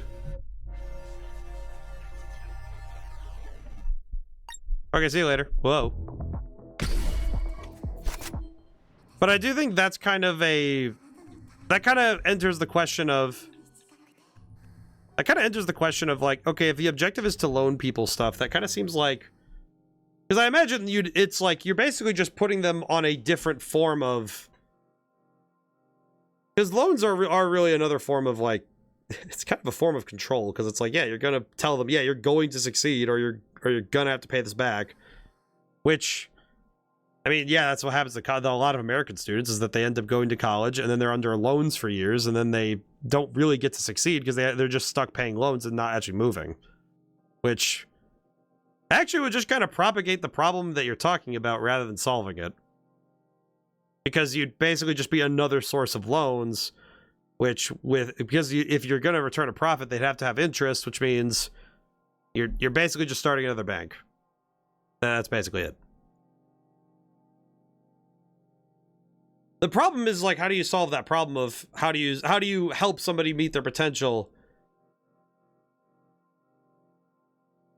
but not just give them another angle to land in the same spot? But I think that sits more in the realms of philosophy that a source of gloom for many. Oh boy. I do think though this sits outside the purview of today's stream though. I kind of want to focus it. What was the personal achievement points and case support manager? That still kind of feels like, I mean, that still is like, it's still kind of like you're starting a bank. Like it's interesting, but I don't think it's, I don't think that would solve your problem.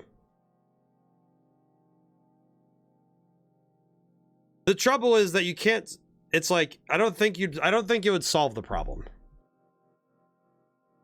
Then again, I also find that sometimes the best thing we could do to help people is just like be there, frankly.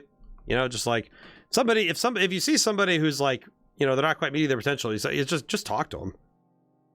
In some people's cases, like I've mentioned before, I've met people where it's like, to say, it's like, it kind of comes back to the question of what is the potential that you're talking about? Like some games have had great potential to do more, but it's like you look at hindsight, you're like, okay, what could have been done to make them better? But in the formation of the final product, things happened and they didn't end up the way they should have. Fair number of licensed games landed that way, right? Where the game comes out and you find out later, oh, the development cycle was so horrible and so, you know, so broken for so many people that the game never turned out as good as it could have been, you know? And there's a whole channel dedicated, it's the What Happened show by Matt McMuscles. That whole channel covers all the ways that some games just didn't go as far as they could have, you know? But in some cases, if you ask the question, well, this game could do more, it's like, well, did it want to? You know, some games, even if the potential for more ideas is there, the restraint to say, and there's enough. It sort of feels like, you know, it's like you see someone sitting out on a field and it's like, well, don't you want to do more with yourself? And it's like, I don't think there's a need for more, you know? It's like sometimes it's satisfying to say this is enough. To have the humility to sometimes look at how much the game has, how much the story has, and say, yeah, I've done enough. You've built the field, you built your nice little spot in the world, and that's enough. How grateful it is to know that this is all you need. Because sometimes the final product of a game is just, okay, I did all this stuff, I made this thing, and it's like, yeah, I could have added all this other stuff. I could have added all these other features and story and lore and all this other stuff. And it wouldn't have made it any better. You know, it's vanity. It's empty. But it's like, so knowing when, having the humility to know when, sometimes that's just enough to make something better. And I think approaching with the idea that there must always be more that could be done, I think it kind of leaves somebody always wanting, you know, there's always regret. There's always, oh, I could have done more. I could have done more. But there's a certain point where you have to kind of look at yourself and say, well, how much did I do? And you look back and you go, well, yeah, I did a fair bit. Like with a lot of my own work, I try my best not to beat myself up over, well, it could have sold more. Oh, I could have written more chapters. I could have done this. It's like, well, the finished product I'm quite proud of because I did the best I could and I followed my plan pretty closely. And the thing is a finished thing that I'm quite proud of. And I think that's sometimes enough, you know?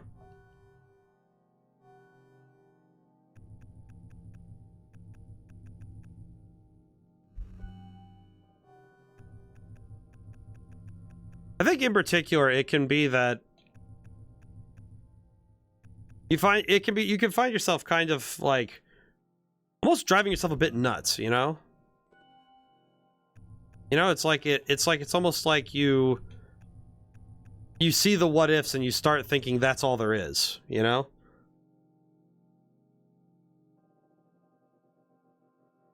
Apologies. But I think it's one of those things where it's a matter of scope, right? Scope, I think, is kind of feels like scope is the lingo for today, you know? Just thinking about the fact alone that it's like, oh yeah, you know, there's a certain view that we can have. Like, one thing to have, you know, big dreams of the whole world and what, you know, being able to say it to fix everything, but that was just enough to, you know, make the world immediately next to you happy, you know? Be able to, you know, look over at the person that you care, you know, look at people, you know, your, you know, friends, family. That's just making your world brighter makes the rest of the world a little happier, you know? I was just walking in with a smile, like walking around with a smile on your face is enough for people to be like, well, he must have had a good day. And it make, you know, you just make people a little happier that way. Funny enough, this all kind of is relating back to what I'm thinking about with this game. Frankly, I think this game is wild, but its simultaneous restraint and, you know, broad and, you know, kind of exceptional scope has had me thinking, you know, it's like this game is rather restrained in a lot of ways. Its rules are simple and its gameplay is remarkably simple. Like, there's a lot of parts of this that are just, yeah, here's all the pieces you need to know what you're doing. And then from there, it's saying, okay, where can we expand within the scope, within our scope, you know? Like, from these simple ideas, the little building blocks that we've restrained ourselves with, what can we do with it? And indeed, the castle of this game is quite well fortified. It's quite marvelous, I think. Like, its art style confuses, but I don't think it confounds. It's a purposeful choice, I find.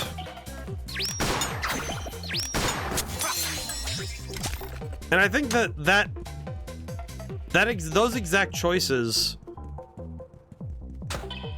are really adding to the experience because it's like, at the end of the day, the game is like, it's a set of skills. It's a play box with very specific rules. And when you start playing by the rules and you start learning them and you get good at them, you really appreciate them. One thing I have, you know, kind of mastered with games at this point is learning that sometimes the rules are there for a reason. You know, it's like one of those things that's really turned me away from certain games is I don't really like the idea of modding in, like, I'm kind of growing out of modding in, like, God mode. I think I've so shied away from godhood at this point that I just don't want it, you know? It's like, I never want to be invincible in games anymore. It's one thing to have moments of invincibility, you know, like, not like, you know, like I'm you know, like Mario invincibility is like a moment of invincibility, right? The idea that you found this special item and it's like, that's a different thing, you know. Invincibility as a power-up is a different thing than truly, like, you just like walk through the game, there's no challenge, there's no stakes, there's no game. You know, you strip away all the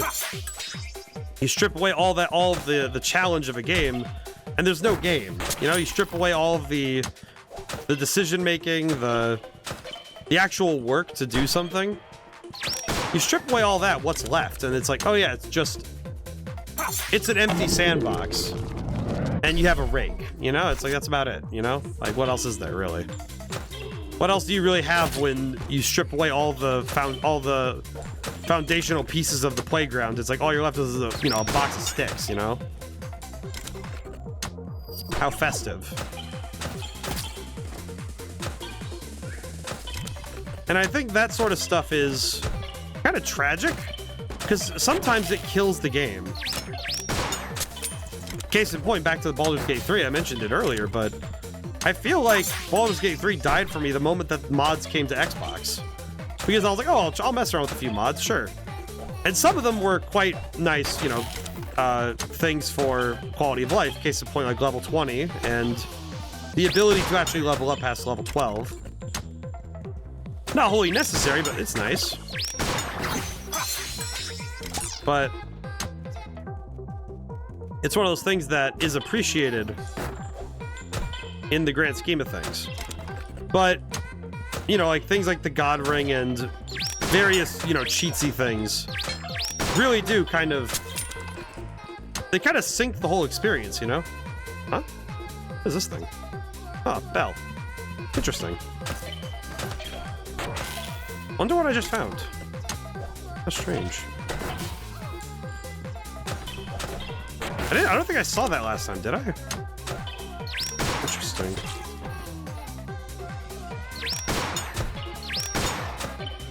Interesting. But in any case, I think that there is still something. I think there is still something to. Oh God! Jeez.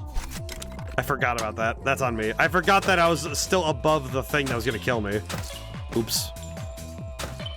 I'll have to try and remember. Oh no. Okay. I need to remember. If I see that bell again, I'll have to try and remember. If I see the bell again. But I think that rules are what make a game fun, because the rules are what define the game, the play space, you know?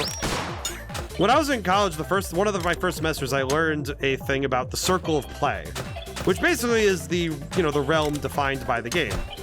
You know, it's like when you're talking about board games, it's the board or the cards you play with. And, you know, like I'm thinking about my beloved, Magic the Gathering or Yu-Gi-Oh! It's about, the space where you play your cards, you know?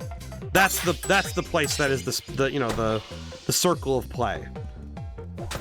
Also, circle of play is, it's a very cute sort of sounding thing, but in truth, it's like, okay, well, it's the place mentally and physically where the play happens.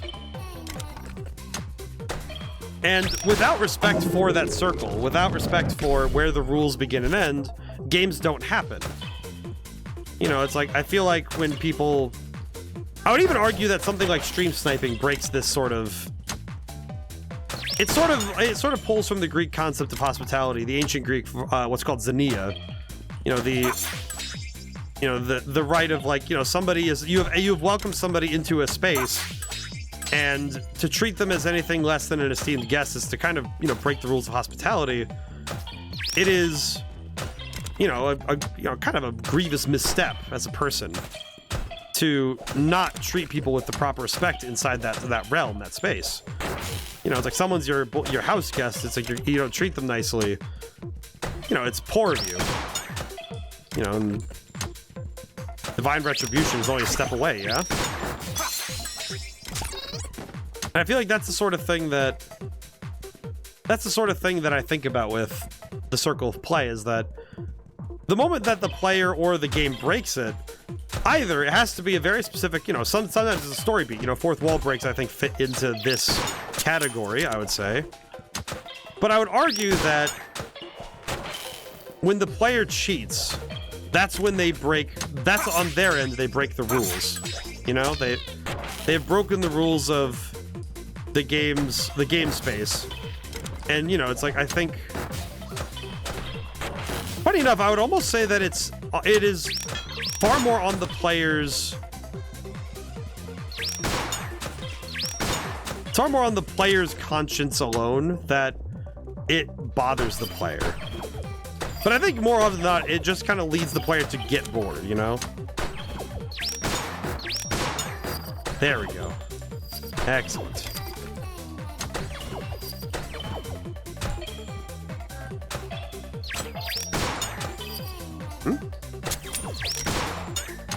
Oh God!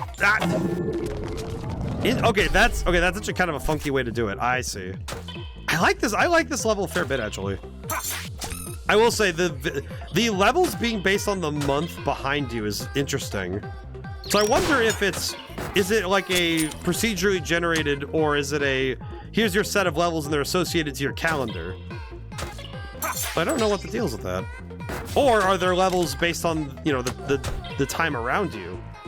Which, that kind of lends itself to a very interesting gameplay loop then, of do you check it every day, or do you wait a month, play it again in a month, and try out the new suite of levels? And I imagine for some people who are watching this, in the future, they're like, what do you mean these have been different levels? Which, to be fair, if somebody showed me this and said, yeah, I don't know if... I don't know if I'd be able to tell you 100% when one begins and ends, besides if I go to that menu, as we saw earlier. But...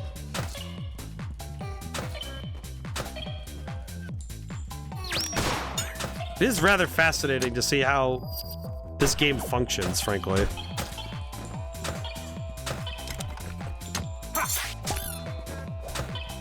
Still not sure if I should save my ammo or...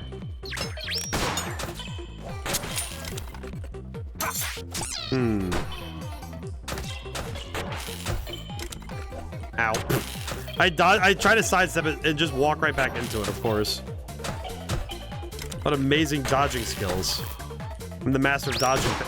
Oh, God. Of course I talk. But I think that there's kind of something to be said about a game that it's all about mastery of a skill anyway. I recently, you know, I paid 2 different visits to an arcade near me where it's all just arcade machines and, you know, like a pinball alley, as I like to call it. And the whole point of arcade, to me, the whole point of arcade games is never that you win. Winning is irrelevant to arcade games. An arcade style game is about the mastery, you know, the skill, the score. It's all about getting better. And I feel like there is something missed when a game designer doesn't learn the point of mastery. You know what I mean? Ow. Like, I would argue that one of the most important things that a game designer should learn is what is so fun about mastery. It's one thing to play a game and finish the story and do all that fun stuff, which is still fun. It's excellent in its own way. And you do learn to master those games and their systems, but there's something else in the fact that a game can be nothing but the mastery. You know, there's like Galaga is timeless because there is something eternal about mastering master the waves, learn the best practices for blasting, all that fun stuff. But when you learn a skill down to the wire, you know, you get a system down to the molecular level, there is something specific you don't get from story-driven games alone, you know? Kind of why I argue that if, like, for me, it's like, I think for the good of the streamer, sometimes I have to play games that are like this. It's not about the story, it's not about any of that stuff, it's not about that. Just give me a game to master for 4 hours, you know? A long while ago, we played a game called Akane. Very similar vibes in terms of the objective, you know? Just survive longer, do better every time, you know? Miss less shots. Like, that's really the goal, you know? Just learn the system down until you make no mistakes and are moving like water, you know? When your brain is nothing but a flow state and nothing but the stream of ideas that you're having, you know? Nothing else. Nothing to it but that, you know? Ah, too late. But I think that's the kind of thing that the design of a game with mastery is that you want to start from very simple. You're starting from simple mechanics, right?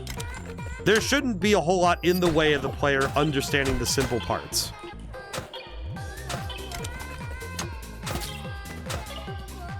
You know, you want to scope it down, you know? I think arcade games in particular is when you scope it down. You know, you want to streamline the game experience to the player knows exactly what they're supposed to do and how they're supposed to do it almost immediately. You know, I loaded up there's a game called Arkanoid. That was one of the machines at the arcade I was playing. And Arkanoid is pretty much it's pretty much just Breakout. And the game Breakout for the Atari is just, here is a paddle, here is a ball, use the ball and the paddle to break blocks. That is it. There is not much else to it. There is skill to understanding, you know, how the ball bounces off the paddle, depending on the speed and the trajectory. There's stuff to learn about the different... And in Arkanoid's case, there's power-ups. You know, you can find various things that augment the game. But that sort of stuff is secondary to just learning how to move.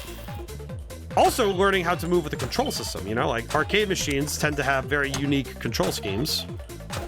Case in point, as good as I am in fighting games at home, you know, with a controller and all that, I'm actually notoriously bad at gamepad.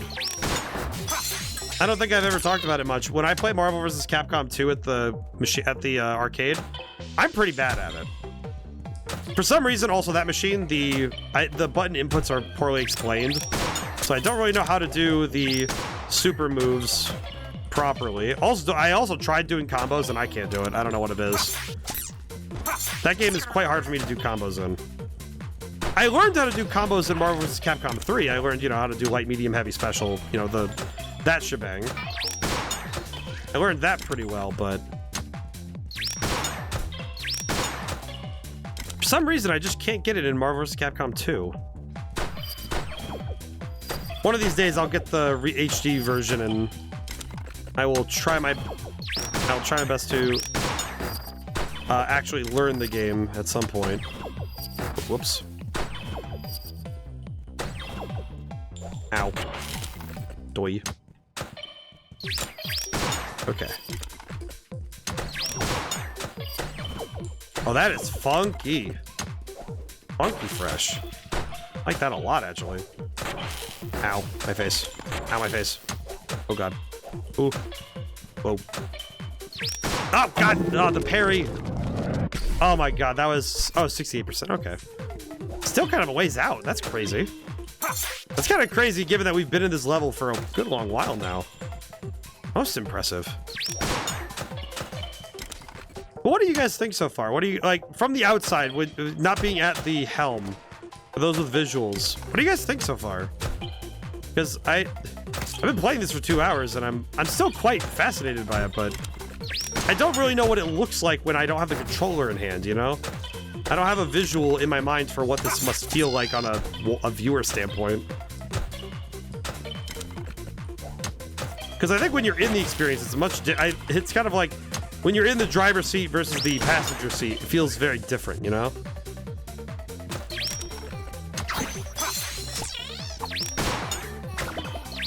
Oh, I thought I had it. Oh, pain. Okay, you know what? I think I'm gonna... Hang on, I'm gonna disconnect for a moment. Hang on, I need to drink some water. Ooh. I'm running myself down here.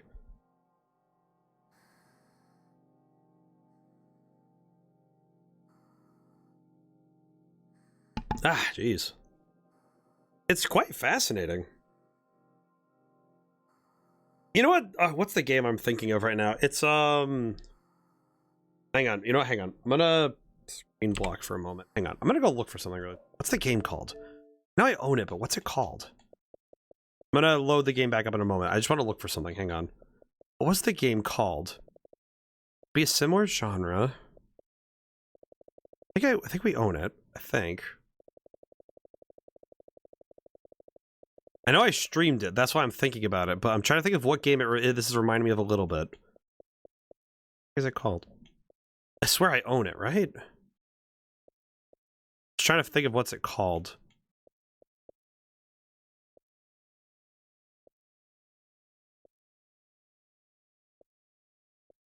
Where is the thing I'm thinking about? There's Tamashika. Is someone with a G? The first-person shooter. Oh god, I wish I could filter by... Wait, can I filter by genre? I wonder if I can. Okay.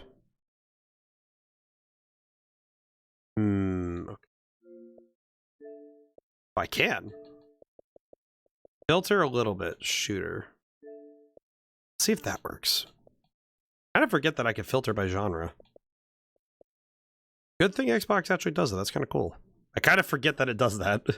I straight up just forget that's a thing it can do. I just don't use it very often. Let's see, where is it? No, I streamed it at some point, so that's why I'm like, okay, I'm pretty sure I still have it. Let's see.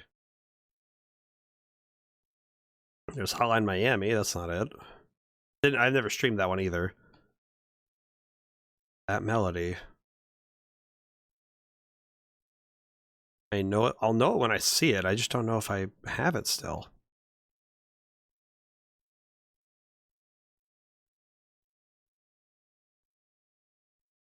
Nuts and bolts. I don't think I still have it available.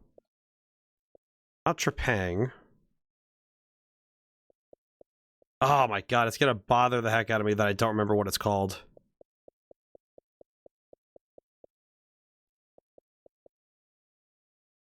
I'm really wondering if I passed it or not. Might need to look through my streaming history at some point. I think it was in my first year of streaming that I must have played it. Okay. Up. Okay. One moment. I'm gonna look for that really quick because I'm like... called...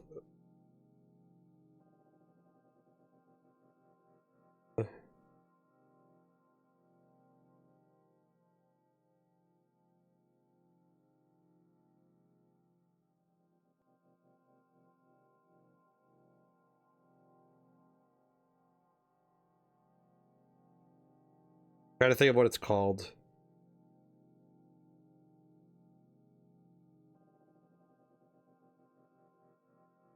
No, it's not Mouse. Proteus. That's what it's called. Proteus.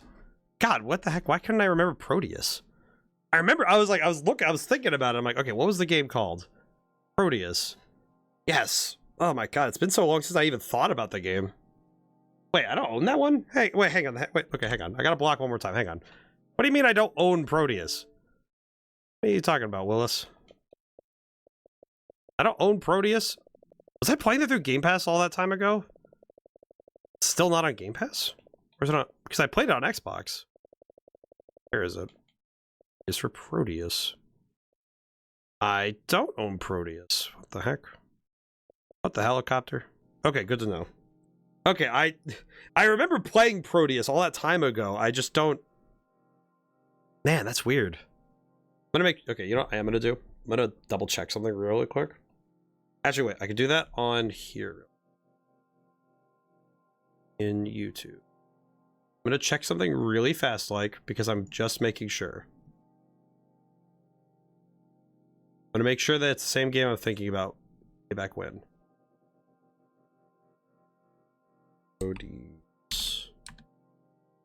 It is! Oh, it's that one... Oh, I see. Oh, okay, interesting. Okay, funny thing. Do you want to know when I played that game? If it tells you how long ago it's been since I played Proteus, I played it at the tail end of me playing... I was playing Proteus after I finished the second playthrough of Scorn, which is the playthrough of Scorn that I did to explicitly deal with the fact that I was not happy about... Scorn was an interesting one to deal with. Every time I think about that game now, it is just like... It's with a hint of respect, but more so with, like, that understanding that it is a formative game for me. Because it very much told me what kind of game would bother me the most. And I think it's when a game forgets that it's supposed to be a game. Like, Madman's Dice, I did my best to not forget that the player is supposed to be involved in it. And that was something I did with some of the stories. One of my goals was to give the player lots of choices. And to give the player the ability to, you know, play the game, frankly. And it's one of those things that can sometimes be very hard to get right. I think especially when you're dealing with... I think horror in particular, it can be very hard to keep a player locked in if you're not giving them... nuts and bolts. If you're not giving them breaks. The tough thing with horror is that tension can't be held forever. And I've watched movies that have tried to do the whole let's keep them guessing kind of thing. It gets very tired, you know? And I think especially gateway horror, you know, one of those things I've noticed with like shorts like Scary Stories to Tell in the Dark or Five Nights at Freddy's, those movies get it, like, it's actually like some of the best horror possible for people to get started in, because the jump scares are quick and the movie has a fair bit of downtime between scares to allow an audience to come back down and to also have, you know, and the stories need to be a bit more gripping in terms of like, let's give them something to, you know, emotionally attach to. because that personally I think is what makes a movie better for somebody to get started in the horror genre. I would even say games are a similar way. You know, you don't want to overdo it on your player if your objective is to be an entry point in the genre. It's one thing if you're going to be a genre piece and you're going to be... God dang. If you're going to be trying to... How does this game actually work? Basically, you have to continuously get kills using either this gun to kill from range or with the knife to kill at melee range when you're too close. And the objective really is to continuously move through the level until you reach the end. Too early. There is a sort of, I call it a parry system. I don't know if the game calls it that, but I kind of forget, to be honest, at this point. But basically, whenever somebody shoots at you from a distance with a gun, with an actual gun, like so, you can parry by pressing a button. It only deflects the bullet, it does not send it back to them. Sometimes it does, though, so I don't know about that. But the idea, really, is that your goal is to run through these levels as fast as you can and defeat all the enemies. Are they generated levels or pre-built progression? So there were 8 tutorial levels, and then they gave us the first of the Transcend levels, which was today's level. And then they basically used the calendar for, I'm not really sure why, but for some reason they used the calendar of the last month to represent 30 levels of 2 types. There are the Transcend levels, which are the one I'm playing right now, which is basically just finish the level, and then you've completed the level for that particular day. Or the Accelerate levels, which I'll go back to after I do this one, I think, where you're going through a predefined area over and over again, faster and faster, and seeing how many enemies you can kill in a row without failure. I think there's other things you can do in-game, but I haven't quite figured out what else is possible in this game space. Oops. And for the most part, my understanding is that the game is kind of built on just run through level, go as fast as you can.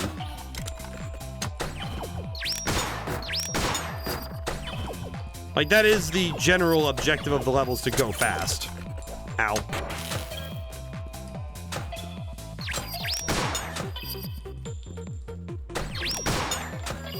Oh god. My gun! Oh, I wasn't reloaded before I did that section. Ah, oh, pain. Pain and suffering. Really. But a lot of it is about learning the flow of the level layout and trying to master its flow. Trying to really come to an understanding with its level design. Which I will say, I think the fact that much of this game is open corridors and tight spaces in this way, I really do think that it's kind of a triumph in level design, because, like, holy crap, it's really good.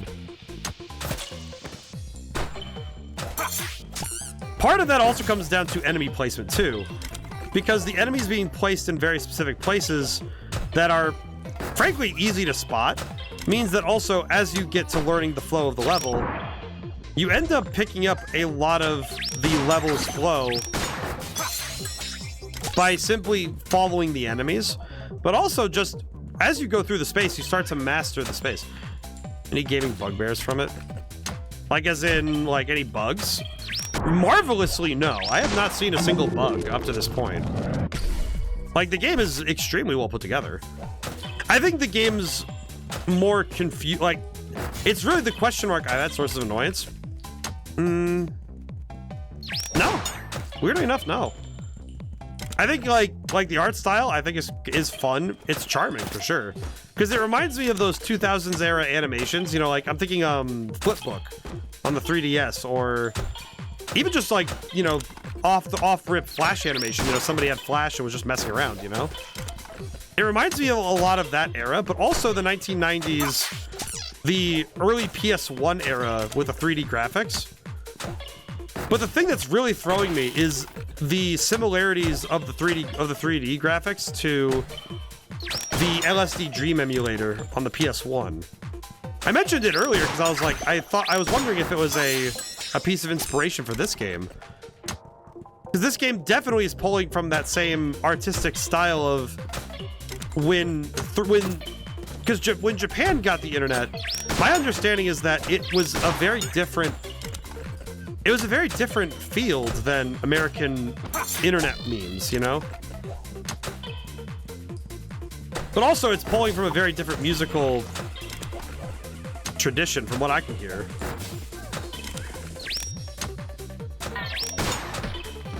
Certainly the music, this electronica is a little bit different than the stuff I'm used to. I'm very fascinated by it. But I don't think I've seen anything that really bothers me. Most of it's just questions like, how are they doing this like weird warping effect on everything ahead of me? Because a lot of this game, like you can kind of see it, is that whenever I walk forward, the game's level kind of like folds out in front of you, you know? Like you can't see it, like it does like a weird... It does this weird sort of... Like, it kind of like is like kind of flattening out in front of you rather than being...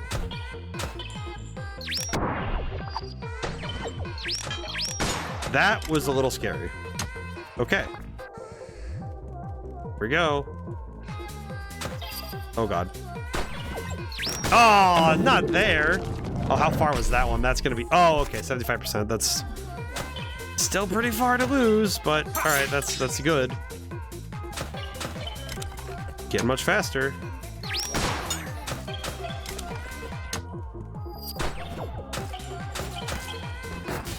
Oh, I missed the shot. That's why. That's wild.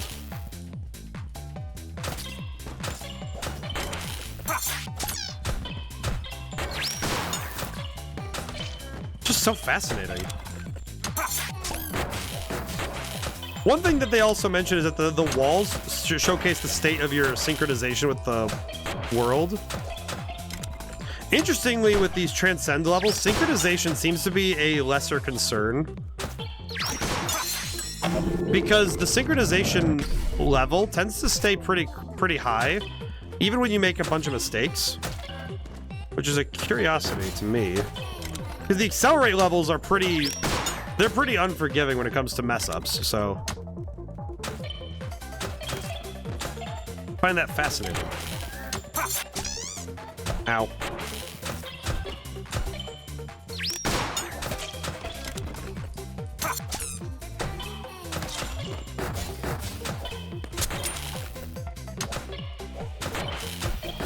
I'm going a little too fast, I think.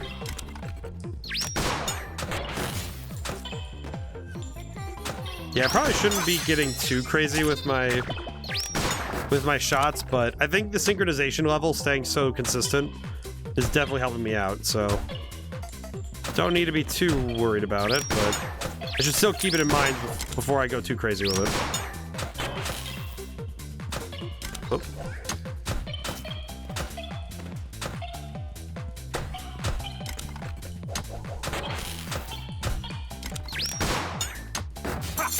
Easy peasy.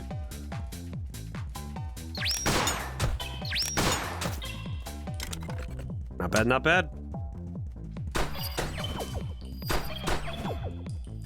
Reload. Always want to be safe on that one. Oh, it was too early. Oh, I was in the flow state. That sucks. But I think this game's biggest strength really is just the gameplay loop is satisfying. This is fun. Like I said, I think there's simple joy in the mastery of a skill, and this game isn't asking you to master many different skills. It's pretty clear that it wants you to get good at shooting. It wants you to get good at movement. The memorization, I think, happens naturally. I actually think that the skills the game cultivate are pretty easy to lock into, like a very scant few. You know, it's like, oh yeah, you shoot enemies, you run through the levels, and you react better to the parries than I do. But yeah, no, game. I think overall the game's I think this game is a lot better than... It's a lot better than its visuals may lead one to believe. It's pretty good. Maybe you can play... Oh, you got your Switch out finally? Honestly, I find that I learn people more when I play a game with them. It doesn't matter whether it's a video game or not. For me, games are like... It's kind of weird, but games are kind of like my love language, as well as my, like, language in general. But it's like, if I play games with somebody, I tend to get a better read on them than if I'm simply... didn't block. If I'm just talking to somebody, I can learn a fair bit about someone. But when I sit and play with somebody, I tend to learn a lot more about them in general. It's kind of like, I don't really consider, like, there are a few things, you know, it's like, for me, it's like when I'm close friends with somebody, there's a few things I have to have done with them.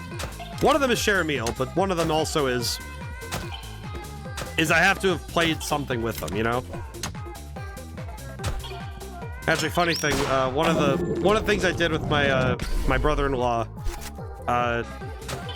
in the last few weeks was that me and him finally, it was just me and him, we played a game together. We played it was basically Pong, but it was with putters. You know, we were doing like golf balls with putters and stuff. And I'm not, I would say outright, I'm not a golfer. But when it comes to like, here's the thing, since anything that is a game is something under my purview, I do know how to putt fairly well. And I get the idea of golf. I've never had the practice for it though. But one day maybe I will. One day I'll put a pretentious tweet up on, or at least a tweet pretending to be pretentious on my social medias, and it'll be me at a golf course just talking about the fact that I got to finally play. I got to play 18. I think specifically I've just never played a proper round of golf. But in any case, we played that game, and it was rather nice to actually get to know the man in the way I get to know people, you know? But I would also argue that when I watch somebody play a game in general, it does tell me a fair bit about them when I see how they not just engage with recreation, but, you know, you give them a strategic thing to figure out. Seeing how they react to things like this, it can actually be quite illuminating to see what a person does when placed in a space like this. Like, do they focus in on specific, you know, patterns when it comes to zooming through the game? Or do they gravitate towards the accelerate levels or the transcend levels? Do they gravitate too early? It's so sad. Too bad, so sad. It's amazing to me because these aren't that long. It's just feels like forever when you're in it. But if they're really good at every game you throw them and they ever played games before, well, I'd find that'd be an interesting thing to see their aptitude. That would tell me that their aptitude is quite impressive. But also, if it's only like one round each per game, that's a bit unfair because beginner's luck is very strong. Beginner's luck, which I actually prefer to say is beginner's... It's more or less that beginner's luck truly is more the fact that since a beginner does not know the best option, they choose what feels right to them. Which is a very different thing because they're working on pure instinct.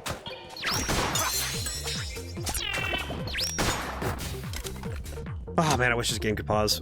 But yeah, I wouldn't necessarily say that if a person plays one game 100 games one time, I don't know if I would trust that they're like, oh, they're immediately masters at it. It's like, no, what probably happens is that their instincts are quite solid. But I would also say that if they're good at it and not winning, then it's more like, okay, they're probably just pretty good at figuring out systems, you know? Like, I don't think that's a bad thing at all. Oh god. I really need to not desynchronize right now. Holy crap. I know I was saying that desynchronizing isn't a big deal in this mode, but probably could go without it, you know? Ooh. Uh-oh. Ooh, okay, we're good.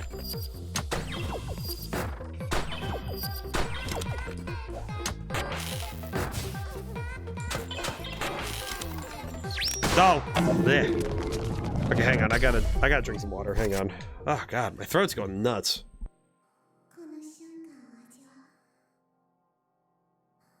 It's a lot harder because I'm talking a lot.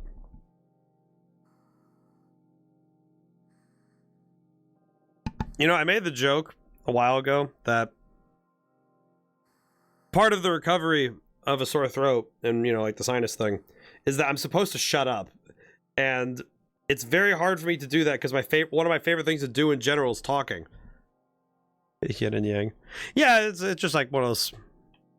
Honestly, just one of those things where I'm like, I see the symbol, I see the... A lot of the symbolism in this game, at least from my understanding, is that the simulation seems to have a lot of spiritualism to it, despite being very digital.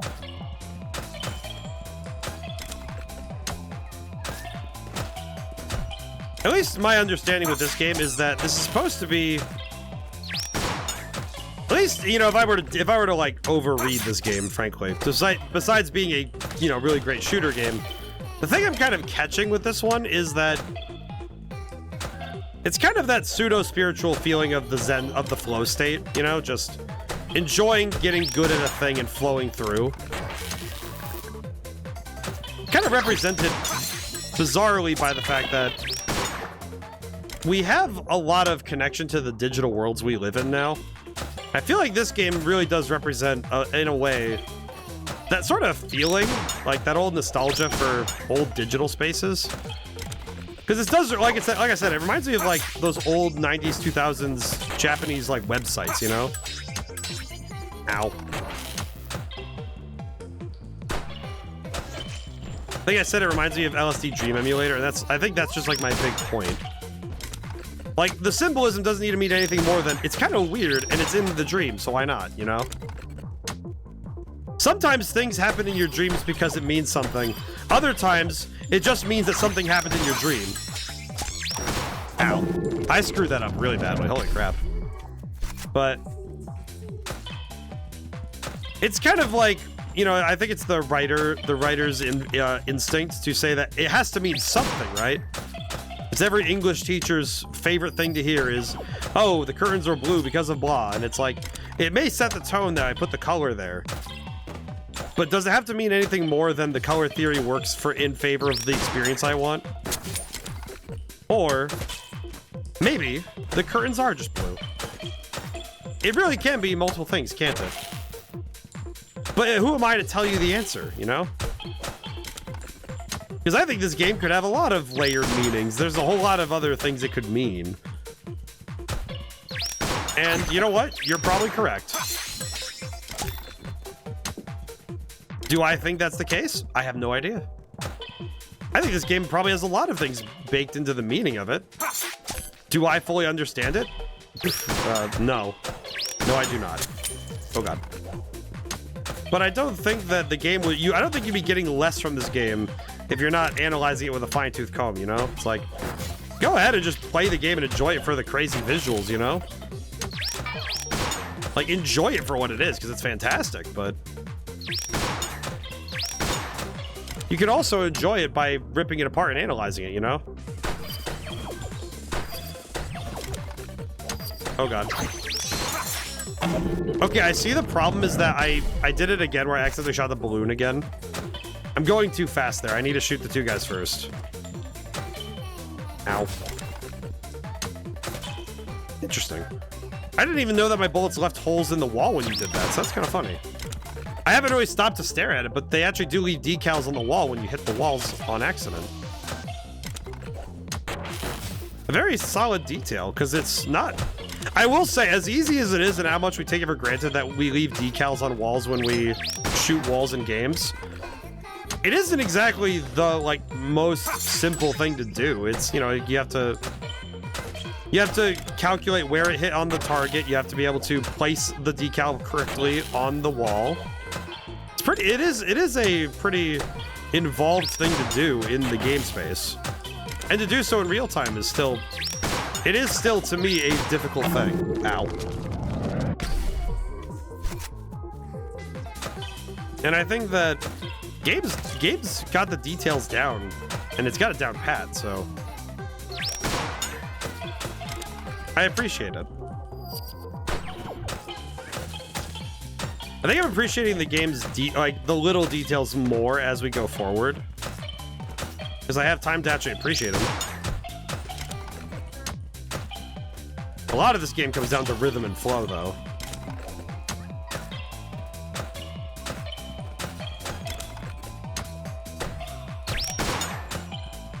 I keep touching that thing. I need to like round that corner a little bit, you know?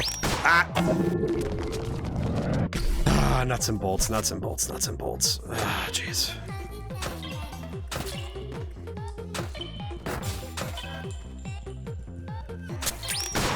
Alfred.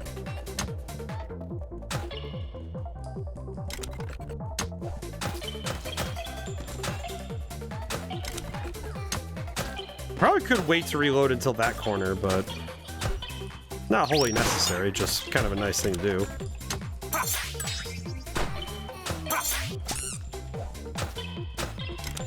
Kind of funny, because learning when to reload in this level is probably one of those bits that I feel like the reload, like learning when to reload is a big part of the game's overall flow too.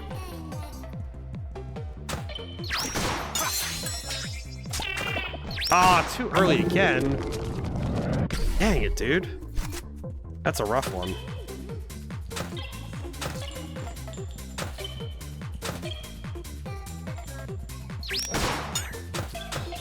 Okay. I feel like whenever I see the Torii gates, I should probably just reload on like by default.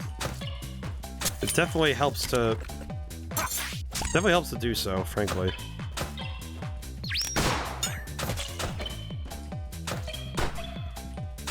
Oh god.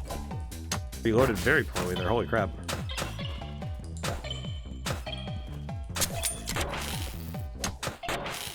You know what's funnier to me about this is that I don't even think I've even questioned what I don't really know if there's a overarching story or an objective, or I just screwed that up again. Wow. Oh well. Yeah, we're getting there, we're getting there.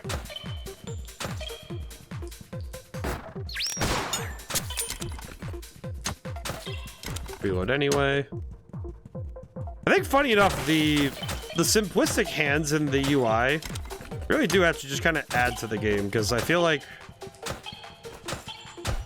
nevertheless of what's happening, it just kind of feels like I am nothing more than the arms on the screen. That's fine. I feel like in some way it kind of helps with the distinction between the game space and the real space, you know? Probably, I think after this attempt, no matter whether it's win or lose, I definitely need to take a break for my eyes' sake. Because my eyes are going a little nuts. Definitely need to blink often, holy crap.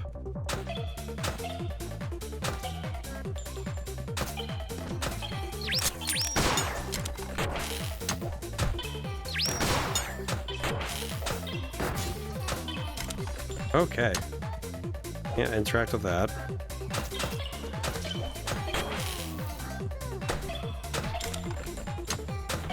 Whew.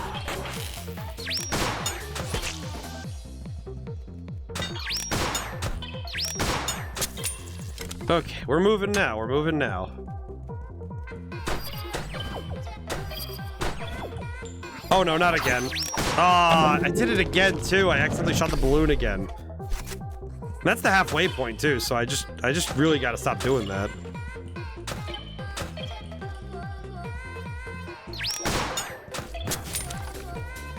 Gotta get that guy. All right. Oh boy. It does suck when you make the same mistake more than once, though. I think in particular, when you know the mistake you made, you're just kind of like, yeah, man. You just kind of, that's the kind of thing where you just feel it in your bones that you know what you screwed up again.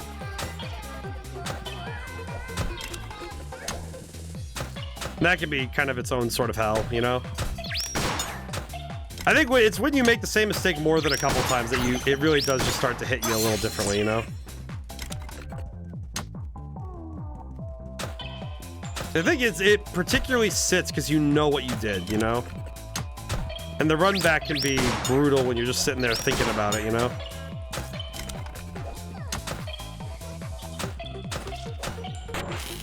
Yeah, I think mentally my brain is way too out there right now. Controller batteries are low. You know what's funny? I made the comment before stream started that I should be more concerned about that.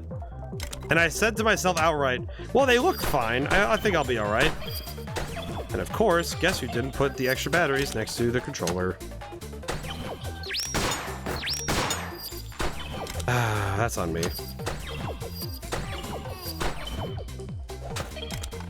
Truly a professional streamer.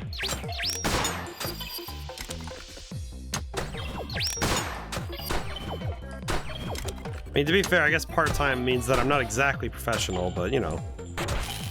Whatever. Okay. Ah, nuts and bolts again. Ah, jeez. Hey, hang on a moment. I am gonna go get myself batteries real quick, just in case. I'll be right back.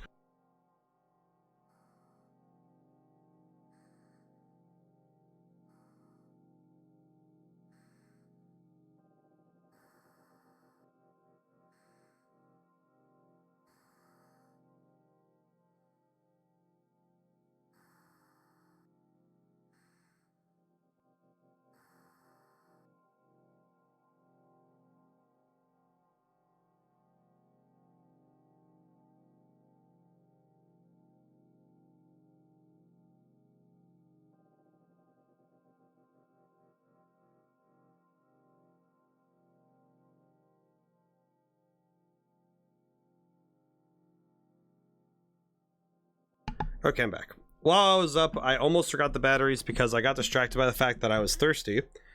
And I'm draining through my water rather quickly, so I grabbed myself a ginger ale as well. With the real ginger, too. I will say... You know, actually, you know, let's go do an accelerate level. Hang on. Accelerate. Why can I not do... Oh, because I'm currently on this level. Okay, I see. So because I'm still trying to finish this one, I can't choose an accelerate level? Interesting. Alright. Well, I guess I'm demanded to finish this one. Well, let's do it. Guess we can't leave her hanging, huh? Well, let's make it work then. Time to make the donuts, as they say.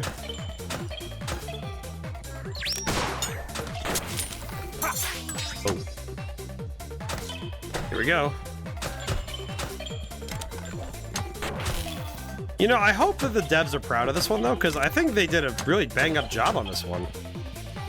I think of all things, my genuine thought with this game is I really hope the devs are proud of their work, because, man, like, everything down to the sheer vibes of the game to the gameplay, I think the devs on this one did a really good job. The only thing I'm thinking right now, though, is that for those who are photosensitive, I can't recommend this, you know? Like, this is definitely one where I'm like, I do think that the game being made this way, though, it does have the caveat of, if you are photosensitive, you really can't play it. You know, it's like, it's one thing to be like, oh, I just, you know, I prefer not to have a ton of flashing lights in a game. Like, for me personally, I do prefer it when my eyes are able to, you know, frankly, survive the game for long periods. But I think this game, I think excellently uses this kind of bizarre art style, so I kind of prefer that it's weird, you know? Ah, too early.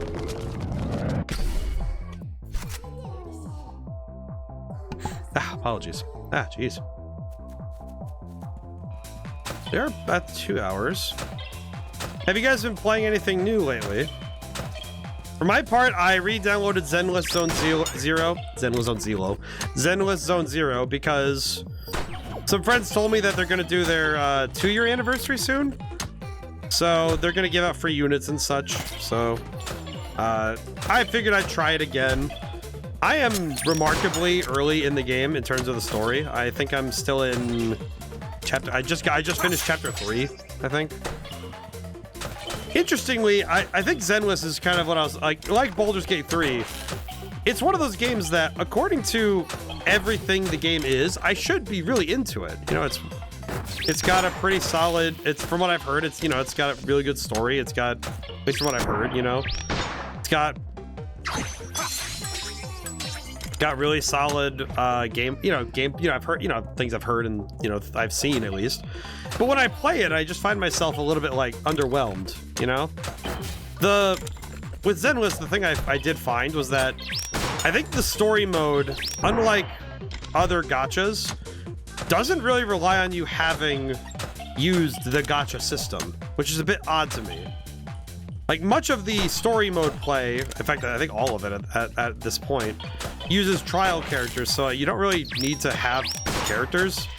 So you could basically just sit on your you know, your in-game resources and never use them until it's kind of too late for you to start learning how to build, you know?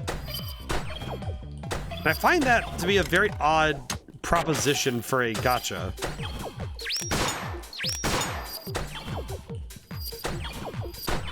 I think especially for a Hoyoverse one, which really likes it when you do the gacha stuff, so. Okay. Go. Finally, getting the hang of it. 1, 2, and 3. Reload. Ow. 1, 2, 3. Okay, I'm gonna reload now. There we go. Oh, okay, finally past that part. Now we're back here again. So now we're in the final stretch, I think. No, not again. God dang it. Every time I get to that part. 75% is gonna lock me. I know it. I know it too, because it's just, all I have to do is just parry. It's not that hard. Agonies. Oh well, what are you gonna do? But besides that, I'm almost done with my my newest modded playthrough of Skyrim, which probably means that the game will be back on the shelf for another year or two. As happens with Skyrim, you know, you get, like, most people get compulsions to play Minecraft again. I get compulsions to play Skyrim again.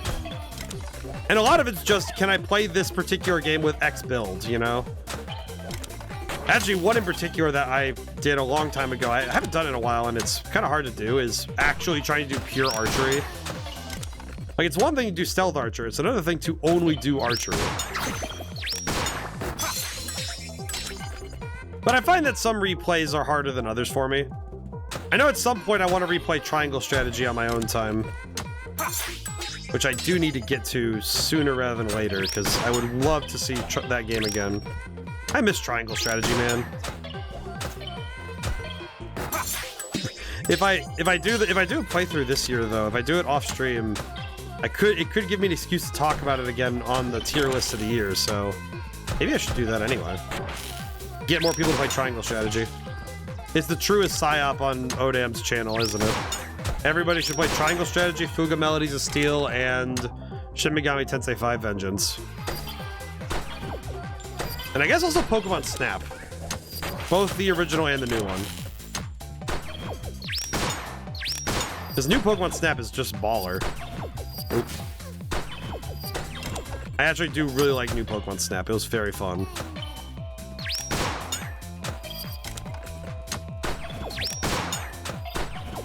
I feel like new Pokemon Snap is one of those games that I may not think about it a whole ton all the time, but it is it's probably one of my favorite Switch games of all time, I would say. Too early. I do think that I think new Pokemon Snap might be one of my favorite Switch games, and part of that's because it uses a lot of what makes the Switch fun in ways that I appreciate. And I like that one a lot. I think bonus points for new Pokemon Snap being a solid, like, its Pokedex is surprisingly varied, despite being it's relaxing. I really like, and it's like, I think also because it's low stakes, you know, it's like, oh, just take pictures, you know, you're on, it kind of feels like the Pokemon equivalent of a vacation, you know? It's like, you're not worried about battling, you're not worried about the high stakes, you know, story. It's like, no, you're there to learn about Pokemon and their habitat, and that's it. And I can jive with that, you know? That's pretty easy. I think my favorite level in new Pokemon Snap might be the Milotic level, but the Meganium level at the beginning, that level makes me very happy. They gave my boy so much sauce. I love it. Very pretty, very beautiful. I cherish Chikorita all the time. As shown in the boss backlog video I did, having Majin at the end there with the fight against Zygarde. Oh, artwork. Cinema. Also proves why it's the best starter for this particular for that particular game. Oh my god.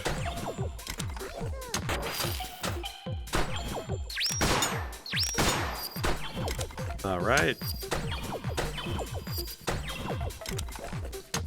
You know, I'm gonna reload now.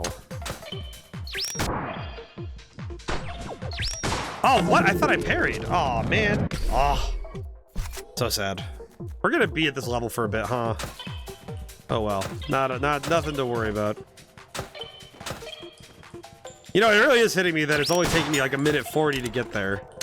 Like, it's not occurring to me that this is a very fast game, because every second feels like hours, so I don't really feel the passage of time in the same way.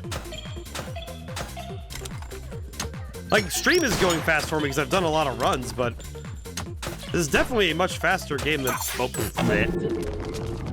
I'll talk about messing up the easy part. Yeah, only 27 seconds. Took me half a minute to get through a quarter of the level. It'd be roughly 2 minutes then to get through the whole level, so... It stands to reason that I should be able to do this in 2 minutes.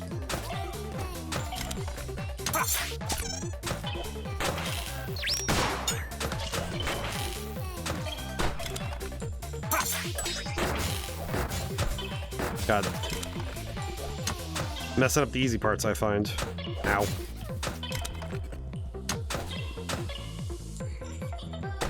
Brain is definitely locking in, and it feels a bit like when, you know, when you're staring at something for too long and your brain just kind of locks in. Very good, though. But yeah. I actually do know that some of my oh, who was it? One of my very good friends started playing Sudoku, and I found it very fascinating because he was not very much into that at all, you know, growing up. I tried showing him my Sudoku books, and it was interesting seeing him playing on his phone, and I thought it was very cool to see him playing that. But it's funny though, because whenever I see Sudoku, I just think that it's the sort of thing that it is very much one of those Zen activities. You know, you finish a puzzle and that's the end of it, but it is very relaxing. I do know for some folk it can be a little bit stressful. Oof. One. I think what happens though, what I've noticed, especially it's particularly with Americans or people who have a hard time with mathematics, is when you associate numbers with only... Oh god. Oh god. Oh god. No, no. Oh god. Ooh. Save that one. When you associate all numbers with math, it can be very hard to remove the stress of, like, you know, math tests and such, you know? Which I understand. I can understand that.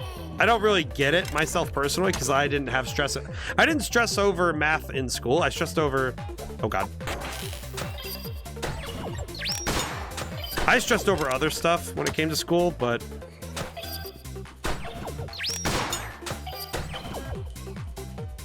Okay, reload.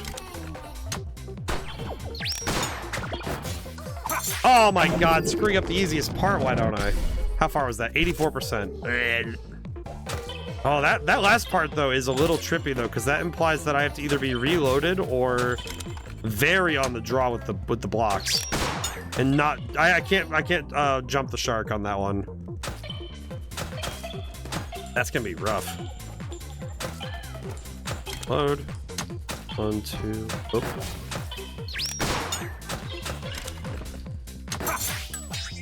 Oof. Do you wonder why these guys are all... Wonder why the game is shaped this way. Like, it's more or less the question of the intent, less than actually wanting to have answers in-game. So I imagine the devs clearly have intent. I'm just curious on their... Like, what was their intent, you know?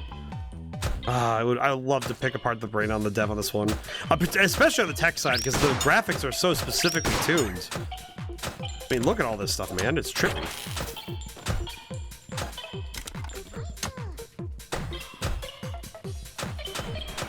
Load. Okay. Moving fast. Definitely moving much faster this time.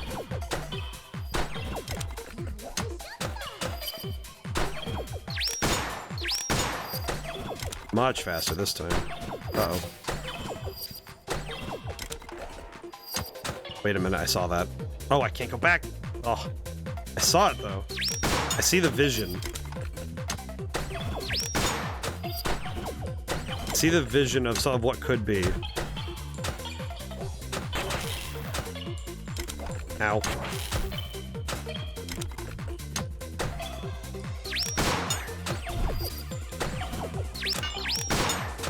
Jeez.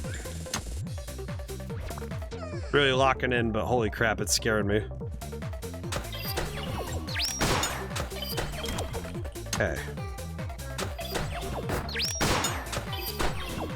Okay.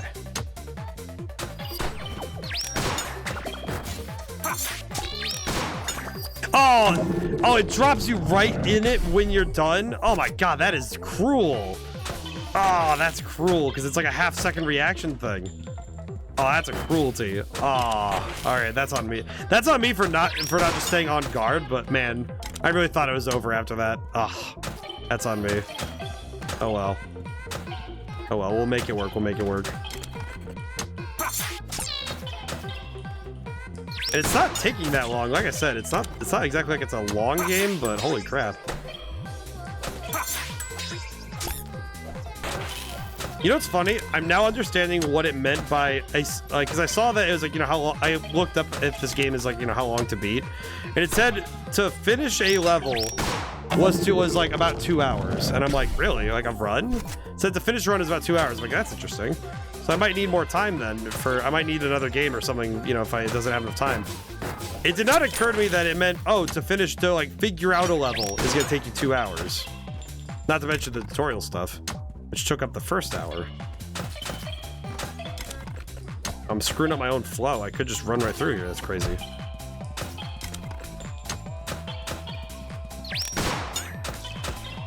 Doing good.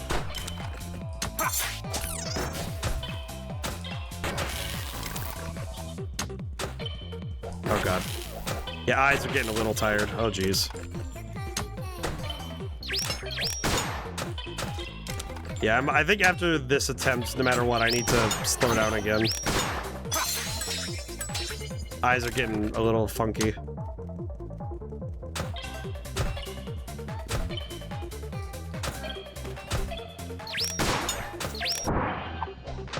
Easy peasy.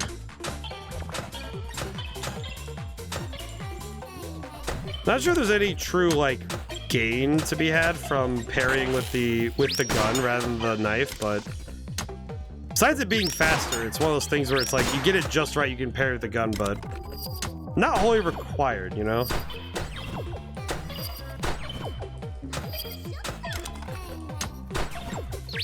Oh, I parried too early. Ah, oh, that's a bolt. Okay. Taking a moment again, hang on. Ooh. Yeah, the only real downside of this game is it's very hard to play for long periods of time. Oh, man. But how are you guys feeling? Everyone doing good? Everyone moving? Everyone grooving? Jeez. Doing over all my stuff I have to do. Just remember, take a breath, take one step at a time. Thankfully, the world can move at your speed.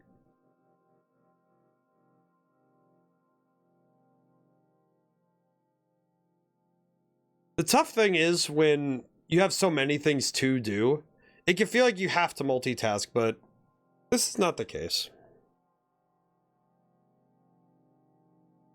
In truth, I think the best thing you can do is take it apart, you know? The great machine of life, it can be adjusted, you know?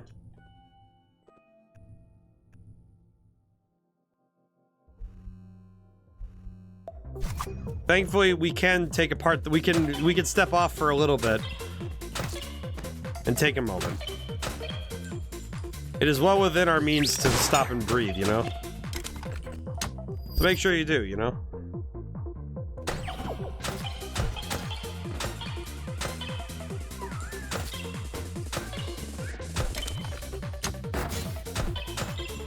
Because holy crap. There are times in life when we can't get off the machine. Thankfully today is not one of those times where we can't just take a step away.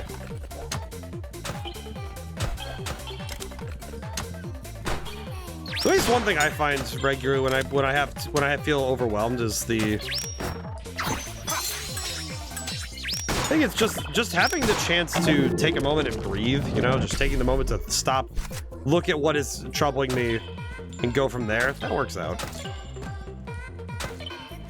I do feel like with this game, I feel like the biggest puzzle I'm seeing is how do I approach what is being put in front of me? You know, it's like it proposes a race as a puzzle.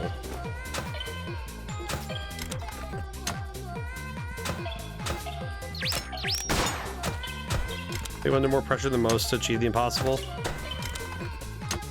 Is that from the outside or the inside?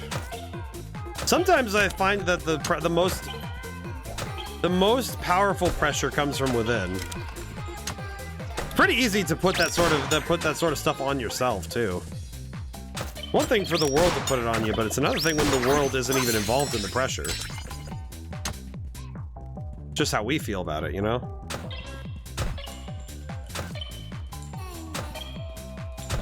But I find often that the impossible isn't really, you know, it's like if something is truly impossible, then it's not really something that someone would set you up for.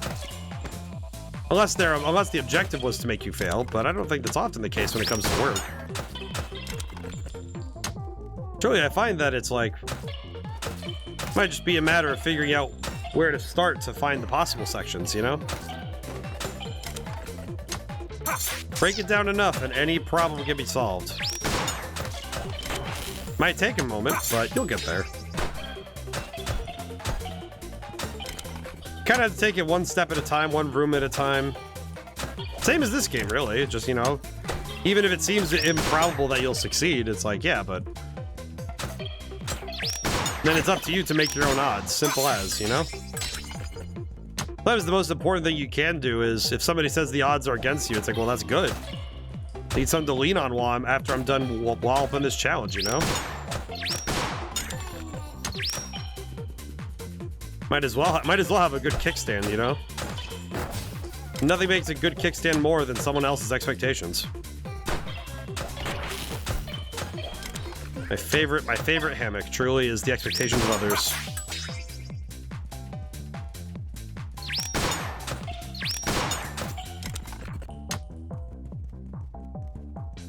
Oh god, why did I do that? I hope I'll come out of this. Looks like a diamond. What comes out of this will be a diamond under pressure. Or at least, like, you know, a cool rock. I mean, the other forms of rock that come out of pressure are metamorphic rocks, you know? Those are cool as heck. You ever see a marble table? Shit's cool. You know, I don't know why it just occurred to me, but why does everyone say it always has to be diamonds that come out of pressure? Like, what if it's not simply carbon that has been placed under the pressure? What if there's other sediment? What if there's other elements placed within? Heat and pressure do not. God, just killed me. That was a whiff and a half. You know, it's like I know it sounds weird, but it's like it's kind of like, you know, when you come out the other end, if it's not exactly what you're hoping for, does that mean it's bad? You know, you're still reshaped and reformed into something different, and you might be stronger for it. You know, you place the sand of the desert inside the mountain, and what do you get from it? Igneous rock, metamorphic rock. The marble and slate of diamonds, jewelry, price of cultural use. Are you telling me that marble tables aren't sick as hell? That's cultural use as heck. And there's plenty of things more lasting than a diamond ring that stand made of marble, you know? I've seen more buildings made of marble than diamonds made of ring. Actually, that's still true. Like rings of diamond or whatever, but oh. Let me back up a moment here. Welcome in, Raiders. Holy crap! Hi, Emeraldo. Thank you so much. Holy crap! Thank you so much for the raid. Holy. I could take a guess what you were playing. Let me shout out my boy here. Yes, Sushi Ben. Yes, how was that? I need to get on this at some point myself. This looks excellent from the outside. But welcome in, Raiders. I'm ODaM, maker of things. We're currently playing a game called Tamashika. I will play a run in a moment to highlight what we're doing here. This game has a lot of flashing lights, so if you are photosensitive or just have a headache, be careful. I didn't earlier because I ran into a soft locking bug where I couldn't progress any further. Ah, pains, the agonies. Also, dang, a soft lock. Man, that sucks. Kind of sucks that it's a soft lock too. Oh, good order, the flashing lights. Yes, if you have, it's like, this game straight up says, like, in general, every 20 minutes, take a break looking at it, which I have been bad about tonight, but yes. But yeah, for everybody rating in, be careful. Know that there's flashing lights in this game. It is a bit of a lot to take in. But if you're ready to take it on, I will play soon. But in any case, Julian, to your point, also good on you, Emeraldo, for letting the dev know. But yes, we're playing Tamashika. I make things. You can find them in the About section on the Twitch. And thank you so much for trusting with your community, Emeraldo. Also, Julian, to your point, diamonds are a symbol of the commitment in a relationship, but marble built the Pantheon. That is the ultimate commitment to the goddess Athena and to the hubris to let everyone know that Athens is the coolest. And it's survived a lot longer than most marriages I know. Like, I don't know how many marriages have existed in the same time the Pantheon has. But the commitment to the sheer, like, height of hubris that is in Athens. Marble. Like, aspire to be diamond, sure, but don't be upset when you turn into fantastic stone. Also, other gemstones are formed from pressure. Like, actually, all gemstones are formed from pressure and heat. What the shit was that?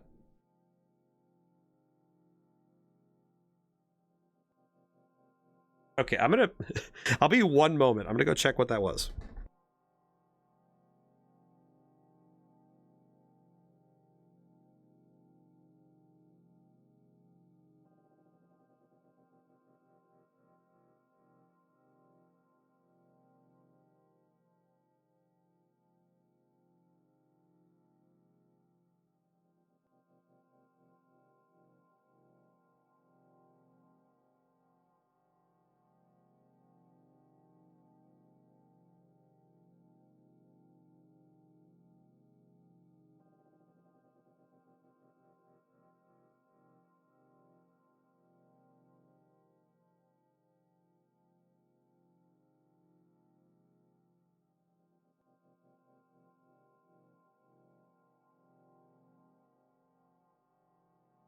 Okay, I had to check what that was. It was loud enough that I heard it, so I had to go check. Ahoo. Oh, welcome in, Bubs. Holy crap, second raid? Oh, okay. Let me shout out Bubs real quick. Oh, you were playing Ocarina of Time. Most excellent. Ooh. Most excellent. Holy crap. Hello. Welcome in, Raiders. I'll give both things again really quick. I am ODaM, maker of things. I do thing. Stuff in About section on Twitch. Second part of this. I'm gonna play we're playing Tamashika. Crossover randomizer with Majora's Mask. Ooh. Interesting. Is like have Dennis play tomorrow. I'm off. I'll just keep the stream on work. Thank you so much, you mate. It's nice to see you again. But man, I've seen many randomizers with Ocarina of Time. I need to take a gander at that at some point. Maybe when I finish both games. I just want to see what the heck I want to watch more of those kind of streams because it's like, it seems like these randomizers are really fun for people. Second thing, I'm going to give the warning one more time before I start the level again. This game is called TAMASHIKA. It has a warning in general about flashing lights. So if you have a headache or are photosensitive, be careful. I'm going to start it in a few seconds. This game's a lot, y'all. My third attempt at it. My first 2 C's are buzzing. Ah, I see. All right, let's rock. Let's rock, guys. But yeah, no, I do think that it's just so fascinating to see what people do with that too. Definitely seems like the kind of game that would man, I really need to finish my run of Ocarina of Time too.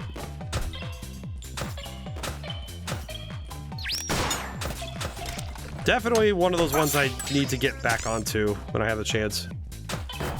Wah. Oh well. Ah.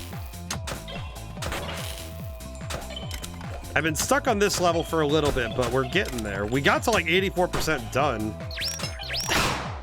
Game kills your bit, right? You know, I'm gonna be honest. What kind of drug trip is this? Here's the thing. I've been kicking up my bitrate as best I can.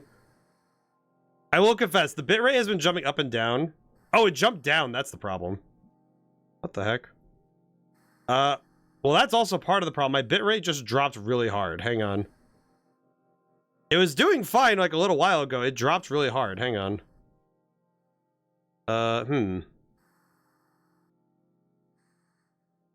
Yep, there it goes. Okay, bitrate was down for a little bit there. It just dropped. It was kind of bizarre, actually. It dropped really hard a little bit ago. Yeah, the bitrate was okay, though. It was actually okay for a while there, but it's been pretty good during gameplay for the most part. Granted, I imagine this game looks like a mess, but yeah, no, this game is a bit crazy to look at. The bitrate was fine for a while there. It only went down when I stepped away from my computer, of course. I had to go check. I heard something fall over downstairs. I wanted to make sure everything was okay. And it was just I have a senior dog and she is very old and she knocked over something and it was much larger than she normally knocks over. Like, she normally knocks over her water bowls and that's fine, but she knocked over the thing next to her water bowl, which was not fine. That was kind of sad. Big potted plant. Unfortunately, I don't know if the plant will make it, but we'll see. Or maybe, yeah. Well, it's like both the plant and the dog. I'm like, she's like, but that's like, she's much older than she reasonably should be. She was like, we were told she had 3 months to live 5 years ago. So, you know what? I give her props for making it this far, and also just, man, you know, it's like sometimes accidents happen. I can't really be that upset, you know.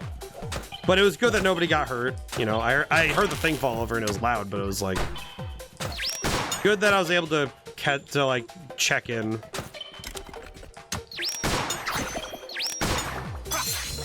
How tough old girl. Yeah, she's fantastic. She's 16. It's like she's 16, my cat is 18. I've actually had that cat longer in my life than I've had both the cat and the dog in my life longer than I've not, due to our lifespans being pretty closely tied. So it is quite a marvel, frankly. It is wonderful, but it is also like sometimes though I'm reminded of her age though, and I do sit there and think, all right, girl, can you please not crap on the floor? I understand that you do not have control sometimes, but like, girl, please help. Sometimes though I'm like, girl, please. It was just one sad at times. It can be, but you know, when I look at it, I'm just happy that she's here, you know. And it's because, you know, it's like for me personally, I'm like, I would never like.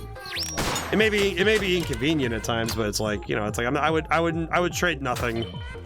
I wouldn't trade the world for it, you know. It's like, you know, that's my girl. That's a good dog. But in any case. Yeah, I feel like watching back the stream on this, I might go clip through the VOD to see how the bitrate did. I was worried about this game. I am worried about this, how this game's gonna look on the... Get that, I miss all my dogs. Yeah, but you know what's the thing though with dogs? Love just one more day with them. It's one of those things where it's like, when I look at it, it's like, you know, it's like, no matter how stressful it gets, you know, it's like, oh, you know. The beauty of having like a pet, you know, having a dog or a cat or, you know, any animal you fall in love with really, is that, you know, you bring them into your house, they become part of your family, you know, you pack bond with them. But more so, it's just also the fact that it's like, you know, wonderfully, they are a companion that you share life with, so. Game's bitrate quality looks okay to me. I think it's like, it's one of those things where I know that there was a bit there where it dropped really hard, but I think that was on my end. More than anything, really.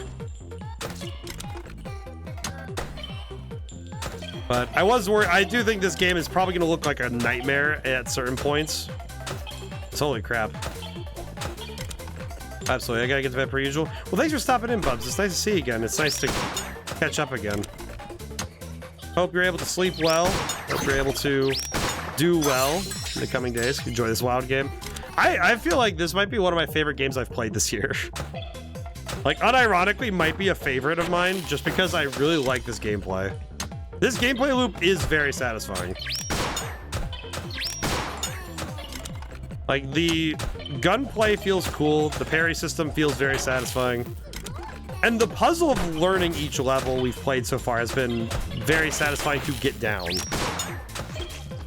Some games like this, they overdo either the memorization or the speed factor. I think this game hits the balance just right too. But I think also that the desynchronization thing, like the system by which it essentially limits your time in the game. You know this game, you know, you say it looks like the game the parents don't want their kids play. You know what it kind of reminds me of? For some reason, it reminds me of a lot of those Adult Swim, like the shorts they put in between the real shows. I say real shows, but like, you know, like the shorts they'd put on in between like the actual blocks of shows they'd have in the TV manual. When you go and read, you're reading the newspaper and it has like what's gonna be on TV. The shorts in between those. That's what this feels like with it. Like, it feels like an Adult Swim bit.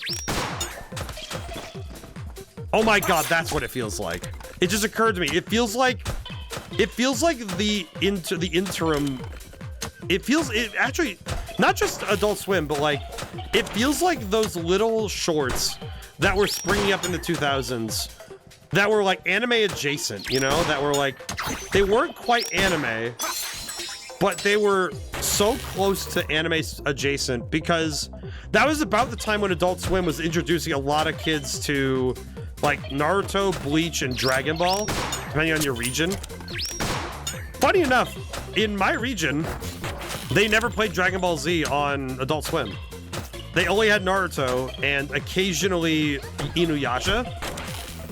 I know they had Inuyasha. I never watched it, but I know they had Inuyasha. And they had... I'd like to say they also had Bleach, but... I think the big one in my area was Inuyasha and Naruto. But like Dragon Ball Z and... Dragon Ball Z wasn't on in my neighborhood. But it was those that I would watch on Adult Swim. Ooh, good. Okay, doing good. I'm gonna reload real quick. Okay, reload one more time. 1, 2, 3. 1, 2, 3. Oh god. 1. Oh. Oh, too late. Oh. But I feel like, you know, you mentioned things that you don't want your kids playing. I just remember being told not to stay up too late watching Adult Swim, and it was like, because when I was a kid, I used to actually watch TV. I could get it behind watching TV when I was a kid. Well, as an adult, it's weird. I don't really do TV anymore, but when I was a kid, I used to watch a fair bit.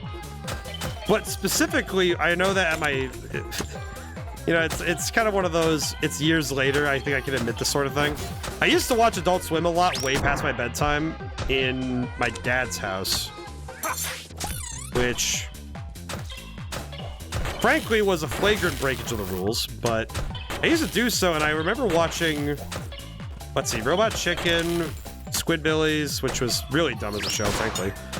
I didn't really like, I don't think I ever saw Beavis and Butthead. I did see, there's a couple other shows I remember watching, but I just remember that, I know I watched Metalocalypse too, which was, that was a weird one.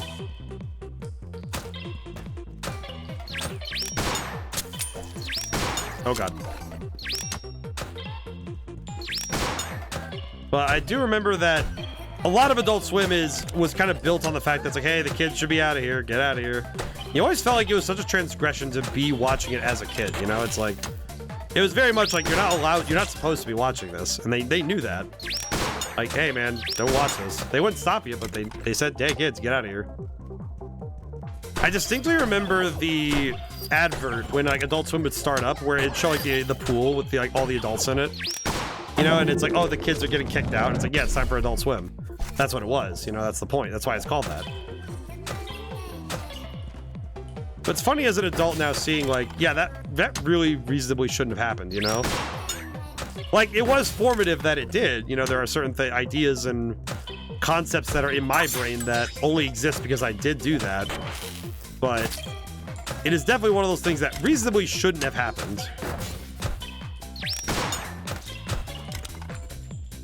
But I don't think that, like, I don't think that a TV lock would have stopped me, you know? Kind of like, all you have to do is find the password and that's it. Exactly the sort of stuff, though, that I imagine modern kids are pretty good at getting through, you know? Hey, Echo. Yeah, let me get my boy really quick. Oh god. Oh, this game does not correlate with, ow. Game does not correlate with slowing down, does it?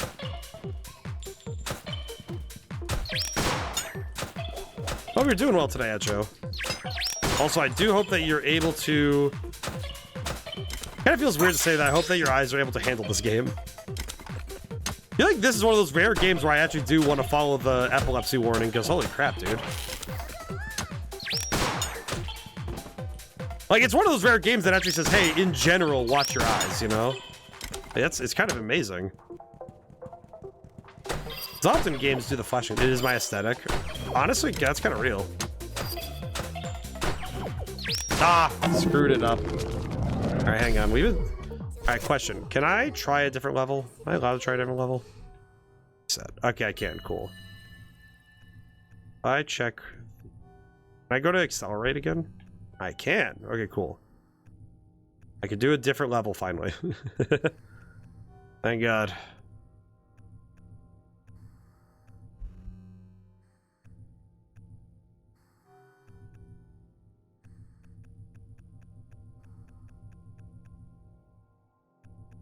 Let's try this one, I guess. Random question. What industry do I strongly appreciate the existence of? That is very random. Hang on a moment. Let me drink something so I can talk more.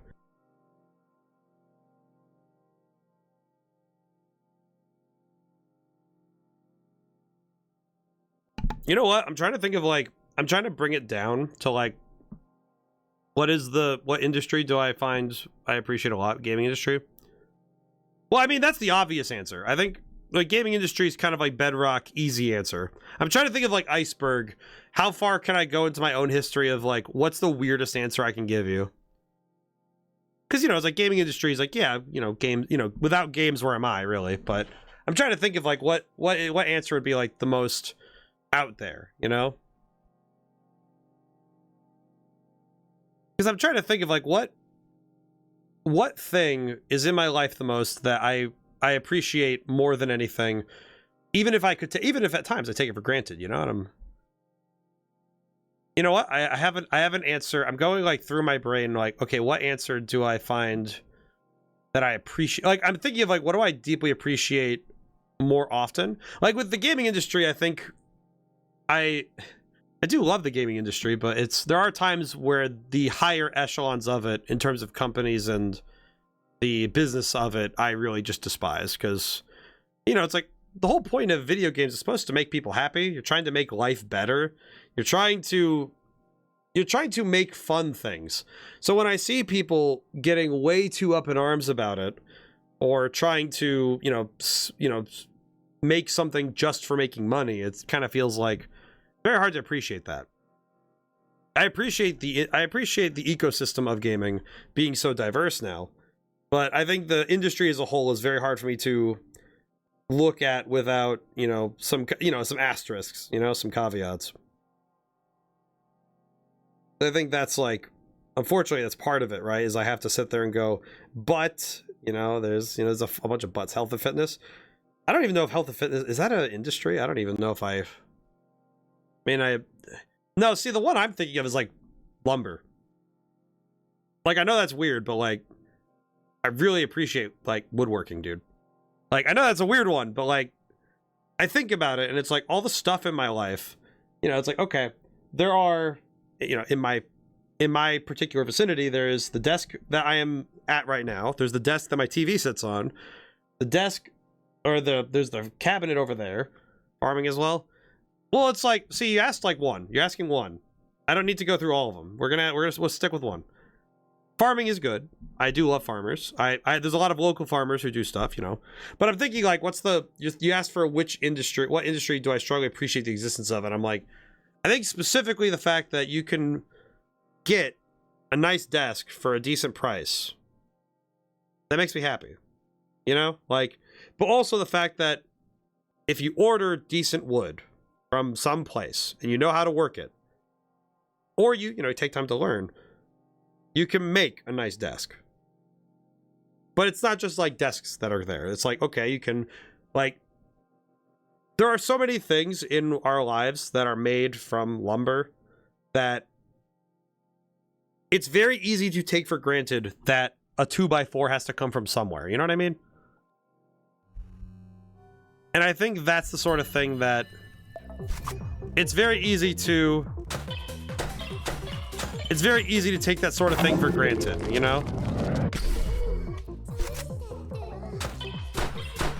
And I think that's the sort of thing that I really like, It's just contemplating the Hylian comes the ancient Greek word for wood, which is interchangeable with matter.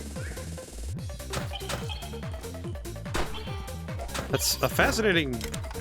It's fascinating. I don't. Whoa. Where am I? Whoa. I've never been yeeted out of something like that before. What happened? What was that? Game, you can't just yeet me like that. What was that? Oh, God. Oh, ow. Oh, God, I'm desynchronizing. Oh, God. This is bad. Oh, it's over there. Oh, my God. Well, that is whack. What the heck? Okay. Oh, God. Ow, ow. Whiffing me shots. Oh. That is a scary jump. Ow. Heck. What the helicopter? Oh, God. I'm desyncing. Nope. Whiffed it. Ooh. Okay, hang on. Like to see. Alright, we'll do a transcend level really quick. Hang on. I'm just like, oh. But I feel like it's funny you bring up the gaming industry. I don't know. It's interesting because nowadays I find myself thinking more about the flexibility of the industry now is where I think its greater strength is. Because we're not beholden. There was another philosopher said everything is water. And a lot of the ancient ideas on matter and the forms of the universe. It is interesting seeing where the ideas started from. Oh, God. This one's this is a wild one. Heck. Oh. Okay. Oh, that's funky. Ow. That guy. Okay, we gotta learn this level layout first, and then we can get to mastery. Whew.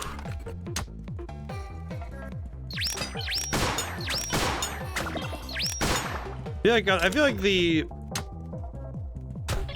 feel like the evolution, the idea of what is and what isn't, and what things are made of, kind of funny to look at in hindsight, because you can see where they came from with some of those ideas, but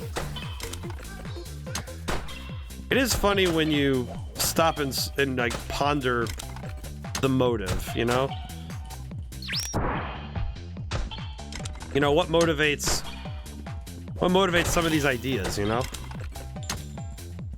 I'm just considering what is enough of an idea, you know?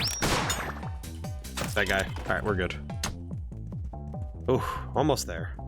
I'd like to win one more level if possible, but if it's not to be, then we'll see what we can do, you know. But heck, I don't think I've ever seen something flashing like that. I swear, every level we've played has been. Oh god. Oh god. Okay, we're good. Every level we've been playing has been a new idea.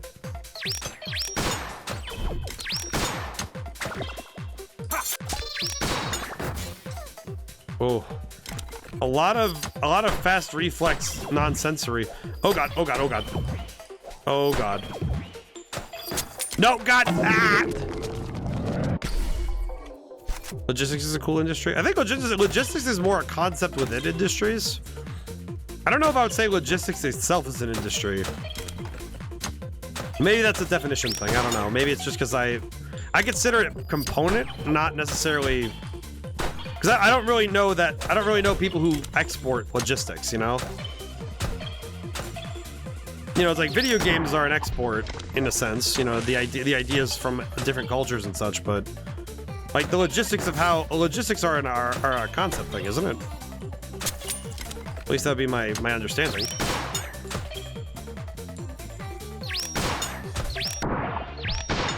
Holy. Oh, that felt cool. Logistical solutions, truckers. Yeah, but isn't that just the trucking industry? At least I would presume that the trucking is an industry on its own, which is part of the logistics of a country, but not necessarily the. It's not like I guess maybe it's just in shipping. I guess you could say the shipping industry, but I guess that would be because shipping itself requires a fair bit of varying like systems and such, but. I don't know if I guess that maybe it's just me thinking that logistics, the term, is more about. Maybe just because I think logistics is more about the term of how do things work rather than being.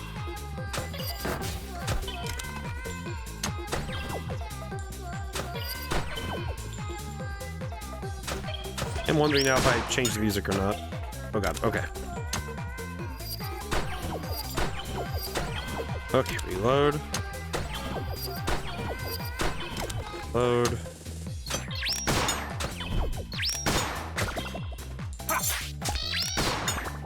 Good god, that scares the crap out of me. Here, all combined. Oh god. No! Ah. Now. That's only 70% through the level. That's crazy. Okay. Oh god, screwing up. Whiffing. I'd like to finish one more level before we're done here today. But I don't know. I guess it's just me thinking that like shipping is an industry. I would confess, but I don't think that. I don't know if I would call logistics the industry. I would call it shipping is the industry. You know. At least that'd be my take on it.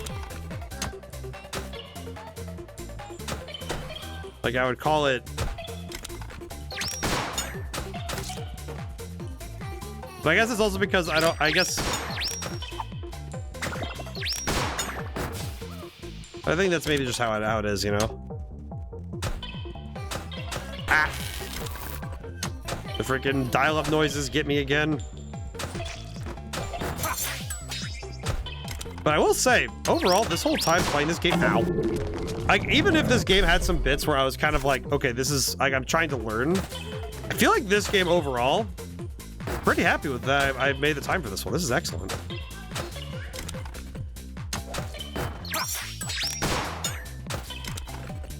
But I feel like truly this is one of those ones where I do seriously wonder what inspired it, you know? Like what are the answers? You know, like what this is a wild one. The gameplay, I think, definitely feels supreme. I would absolutely love to see shooters with this kind of speed. Like, more like this, where it's, like, less about... Like, genuinely less about the player having, like, all these mobility options, and more about just giving them simple choices.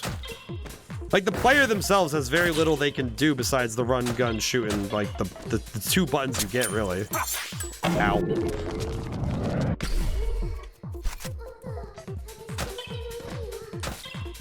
Alright, let's see if we can't beat this level before I run out of energy. I think once we beat this level, I might just call stream, because I'm like... If I beat this before stream ends, I'm okay with that.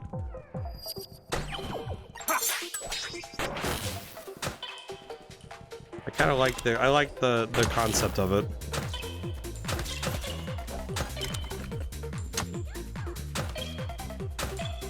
Julian, what are you talking about?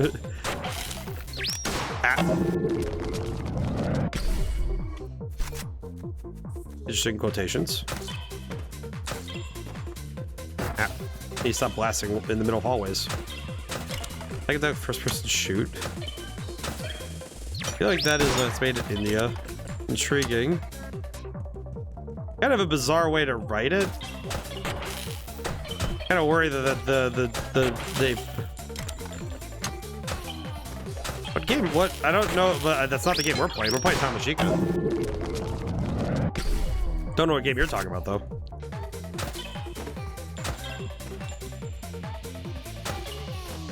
I need to look. I might look up more into this game after I'm done today, because I'm curious what. I'm curious if there is more to it.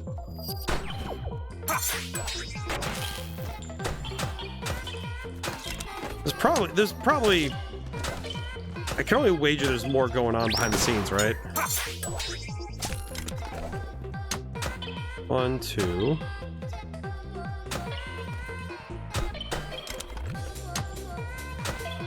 I remember where everything is.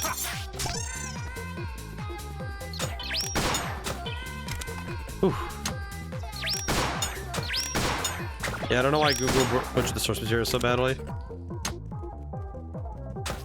I don't really know what you were looking up for it, though. I mean... I presumed when you brought it up, it was like you were talking about... I don't know what you were talking about, actually. Very confused to see them in the chat, I'm gonna be honest. Alright, let's see. Oh. Go.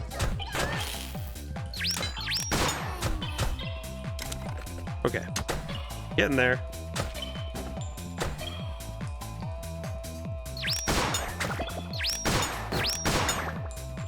Oh god. Get that guy. Okay. Ooh, where am I again? I need to remember where I am so I... Oh my god. Okay, I'm good. Okay, I can still make it past it if... Okay. Go. Nope, I touched him. The source of inspiration.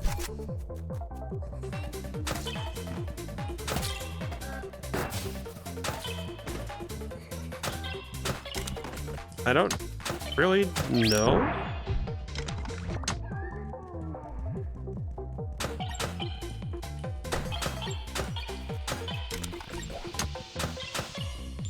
Very confused. I'll be honest. I think you lost. I think you lost me. All right, hang on. I'm gonna take a moment and look. I'm gonna take a moment. What the heck are you talking about? Hang on. What are you talking about? Tamashika game. Let's see.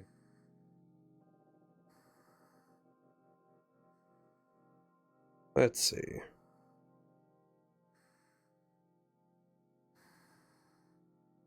Oof. Actually made by a developer named Edgelord. Harmony Corrin. Interesting. Made by a filmmaker. Interesting. I actually kind of surprised by that. Actually kind of cool. I was actually unaware of that. Oof.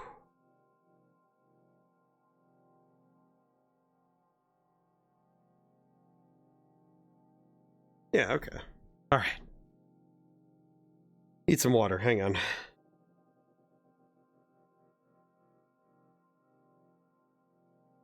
Seems like the game was inspired by a couple different sources, but mostly older ones from what I can tell. Interesting.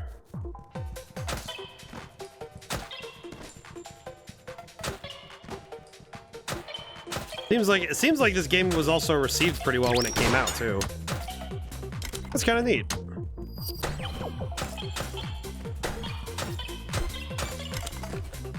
Ow.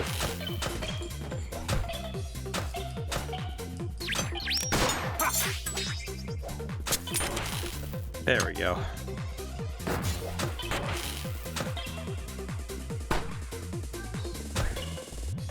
I should have changed the music while I had the chance, huh?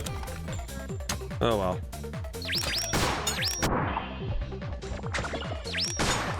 Oh well, what are you gonna do?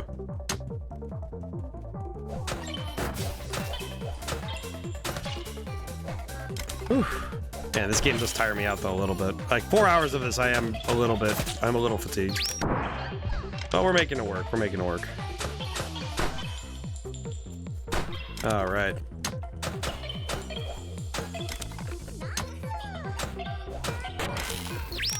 Let me make sure. Trying to make sure I didn't miss any messages. Our picture of the expiration.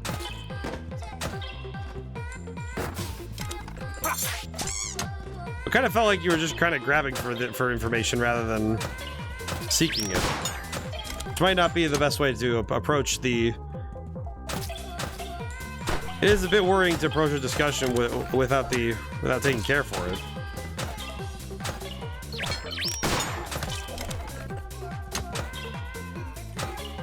Can be a bit brusque at times if you land it wrong like that. Let's see. Oh, there we go. We're getting there. I should not have shot, but that's fine. We're cooking. We're cooking. Ow. Okay, 1, 2, 3. Reload. 1, 2, 4. Okay. Ooh. Mentally, very much trying my best to keep up right now.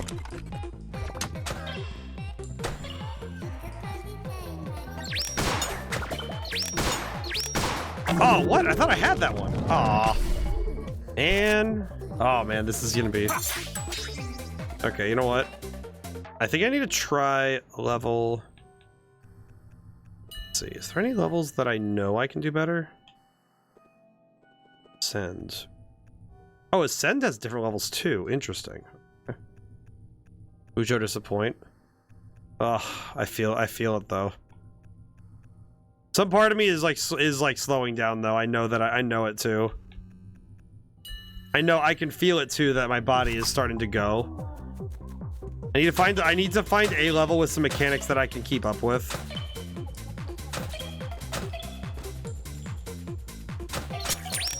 It's actually quite impressive how many levels they have to like. It is relatively a, you know, minimal game in terms of the extra stuff they're doing. The download size is quite small too, so game probably gets tired with all the visuals, with the high edge visuals. Well, and it's like the game literally comes with a warning saying, hey, you know, be careful not to play for too long and make sure you look away every once in a while.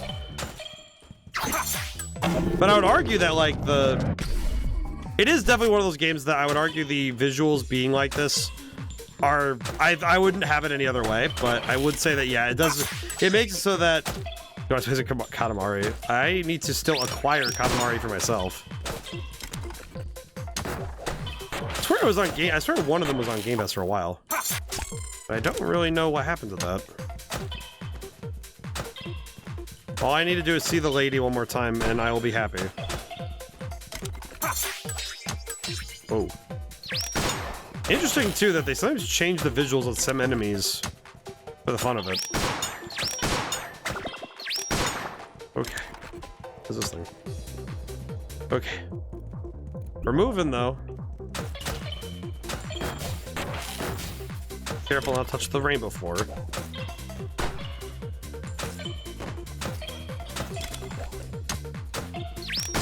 Okay. Ow.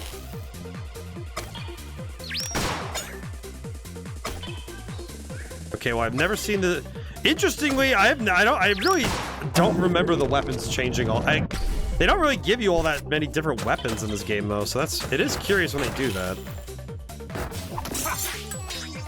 Yeah, I'm going way too fast. I'm going way too fast. I'm stumbling. Interesting that... It is also fascinating that some levels just give you different weapons almost arbitrarily, you know? Like... It's kind of like, oh, okay, we just get a different weapon for no reason? Ah! I really gotta stop doing that. I keep doing it too.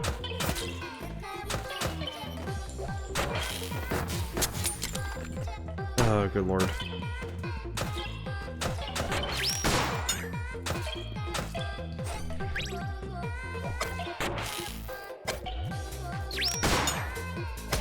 Okay.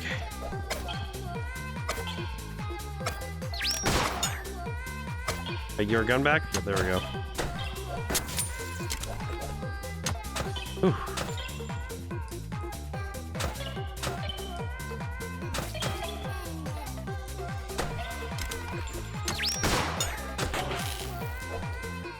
But you know, it's funny. I made the comment earlier that I thought I was gonna have to swap games earlier, but I never did because I didn't want to. I was very excited to play this one, so I was very much in the mood of I'd rather just play. Oh my god, to lose at that point is just tragedy. Yeah, they're gonna hang on. Oh my god, is there? I'm like, I don't think I'm finding a level that I can do at this point. Oh man. Yeah. Oh man. Is there anyone that I try this one, I guess. 13's a lucky number anyway, so I could try that. I could transcend. Okay. Ooh. Take one little break, try again, see if we can't win. But yeah, I will say, if your eyes can handle it for periods of time, I would recommend everybody try this game out.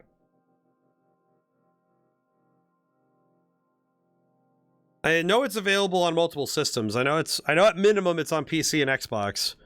And I believe it is on Game Pass for Xbox, so I would recommend trying it out if you can. It is really good. I do appreciate it.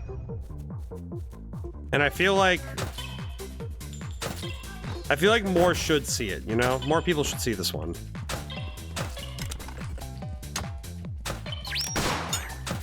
It definitely feels like one of those games that deserves... I think it deserves more praise for keeping it simple and having a pretty replayable system, you know? That... Well, that's just on me. 16%. Oh, that's... What? Okay, no, that's good. If I had 60% of this just walk through and go through one hallway, that's not bad. At least one long section. I could do that. That's not too bad.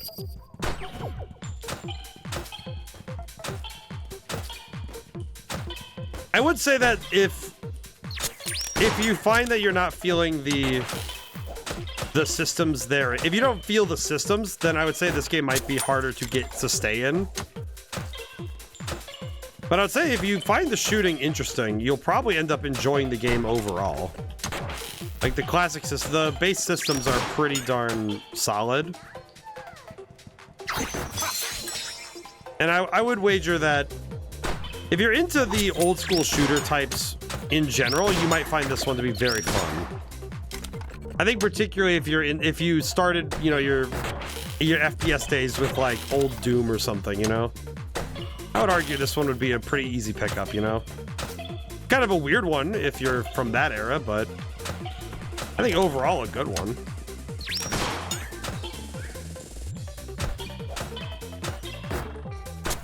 I think in particular because of it's the speed you feel. Ah. Okay, how far was that? 37%. Oh god. Okay, we might just need to call it sooner because I feel like I'm not gonna be able to get that, but maybe it's possible. I think it's doable, just a little tough, you know?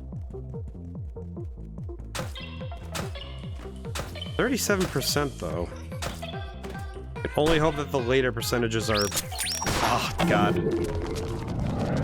Not doing myself any favors, though, I will say. Oh, jeez.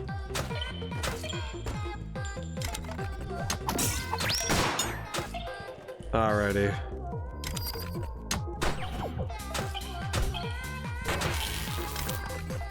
Yeah, good reminder to reload. I think overall the crux of the gameplay being the repetition, like in the mastery. I do think that it can, for some people this will probably be a hard one for them to get into. But once they're in, they'll be in, you know?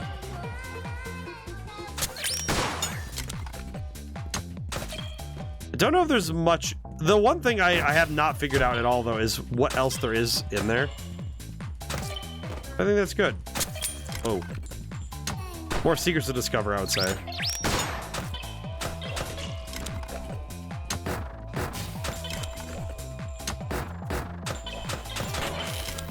Whew. Julian, that falls under self-promotion. You can put it up in the self-promotion section on the Discord, but... yeah, just be careful. But yeah, no, man. I will say, at some point I will get Katamari and just like get all the Katamari so I can play them. One of these days, I got to. We make jokes about it enough. I feel like at some point I just gotta like go find which... I gotta figure out which system I'm getting it for though. Like if I'm gonna get it for anything, I gotta get it for something like where it's gonna just be all there, you know? Oh, for... ah, the reload. That's good for you, Julian. I hope you're doing... I hope you had fun making it though. I remember learning how to do... I remember learning website stuff in college. I learned how to do HTML myself. I would not be able to use, like, a system for it. I'd probably be like, nope, time to code it myself. Go learn some new stuff about coding. I feel like HTML and CSS is one of those things that's very easy to teach yourself. I think JavaScript's up there, too. The three languages that kind of dictate how the internet works, really, is HTML, CSS, and JavaScript. You learn those, you can learn a lot about making websites and all that. It's funny too, because I remember one of the things I was told to do when I learned when I was learning HTML was the hitting inspect website when you're in your browser is one of the easiest ways to see what other websites do for coding. And it was one of the saddest things ever because I remember being taught in college, hey, make sure your code is all good and there's no issues. And then finding out how many websites have so many errors when they go out, it's like, oh, that's upsetting. Like, wow, okay. They really do just let that go to print like that. Ah.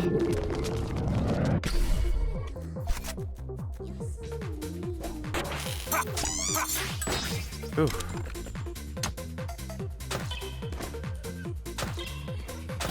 Oh boy.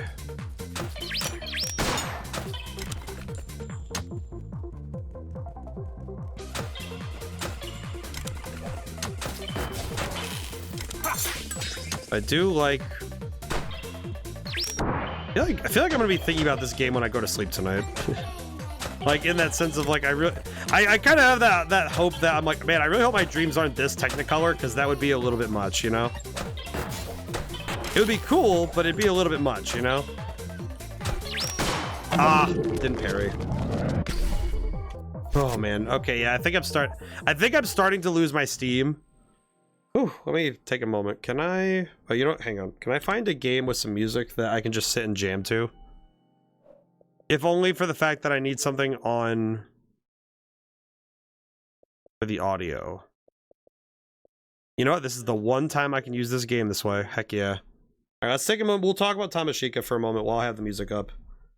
Just so I can sit, let my hands rest. Oh boy. Honestly, that was really darn excellent. Very good.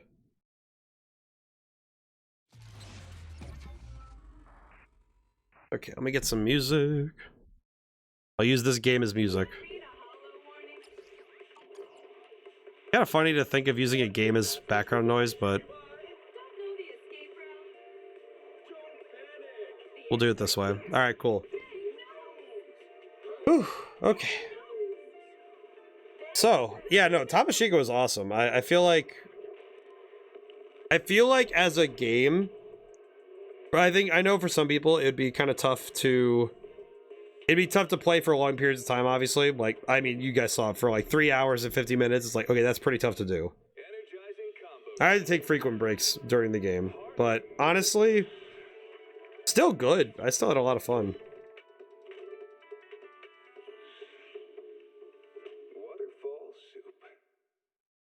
But I think also the fact alone that the game itself was doing a lot of cool stuff with simple mechanics. And I think that was what was working for me, you know?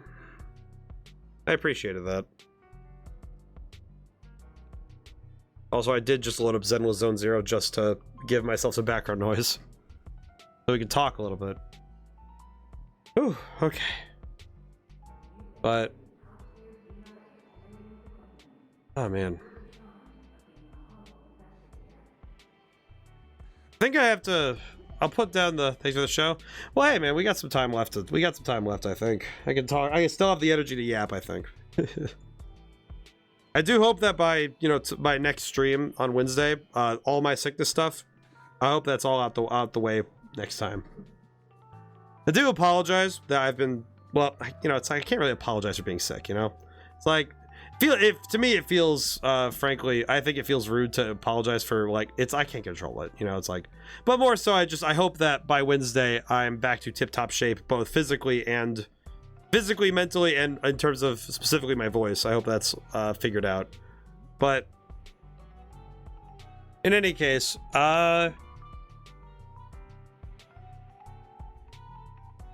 I've been doing pretty good on trying to rest up as I can, but it's tough for me. Tough because I love talking, so it's hard to slow that down, you know? But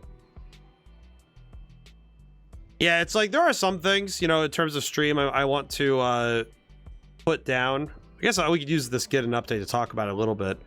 I am going to, because I have enough put aside for work from money from the part-time job.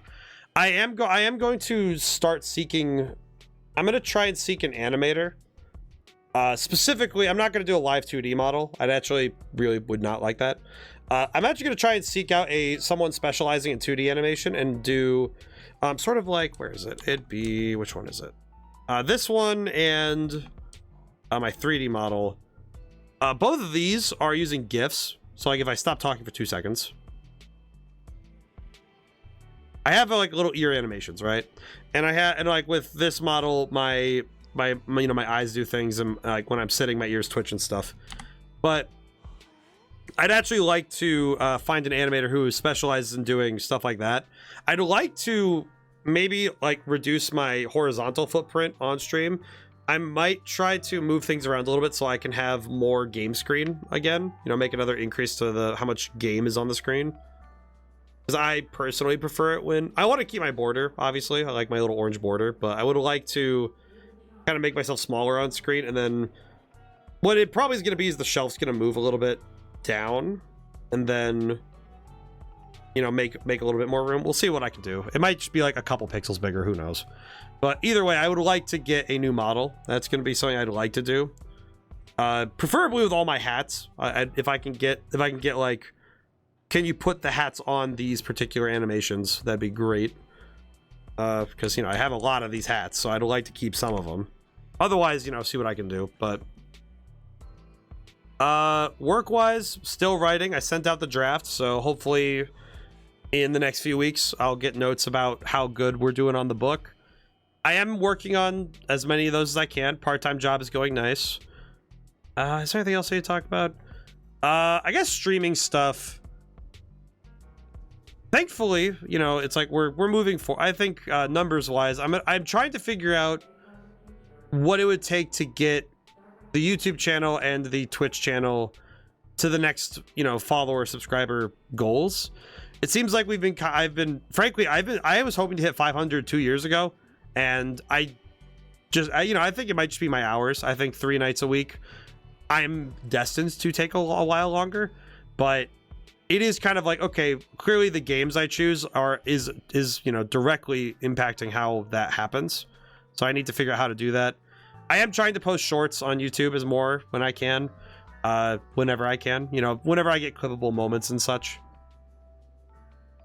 I guess during show stuff, I am probably going to try and, like, one of those things I am trying to do more and more often. I'm probably going to try and be more strict about it, and I will apologize in advance only for if it happens to, like, hard cut off somebody at the knees in terms of conversation. But I do kind of prefer it when conversation is at least, like, the scope of topics surrounds the game.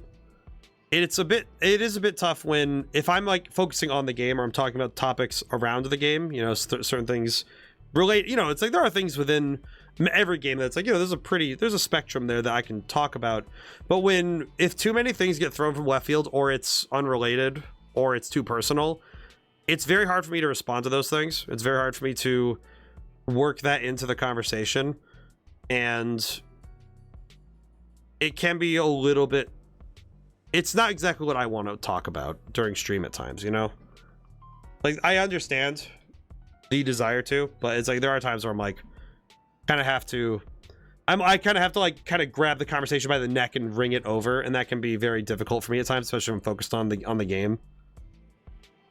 But you know, like, going forward, I'll try my best to also be more like direct with how I feel during streams. Like, if I'm like, okay, I'm gonna kind of like directly say, if something comes up where I'm like, okay, I'm just gonna fully say, okay, we're gonna go back a step in the conversation.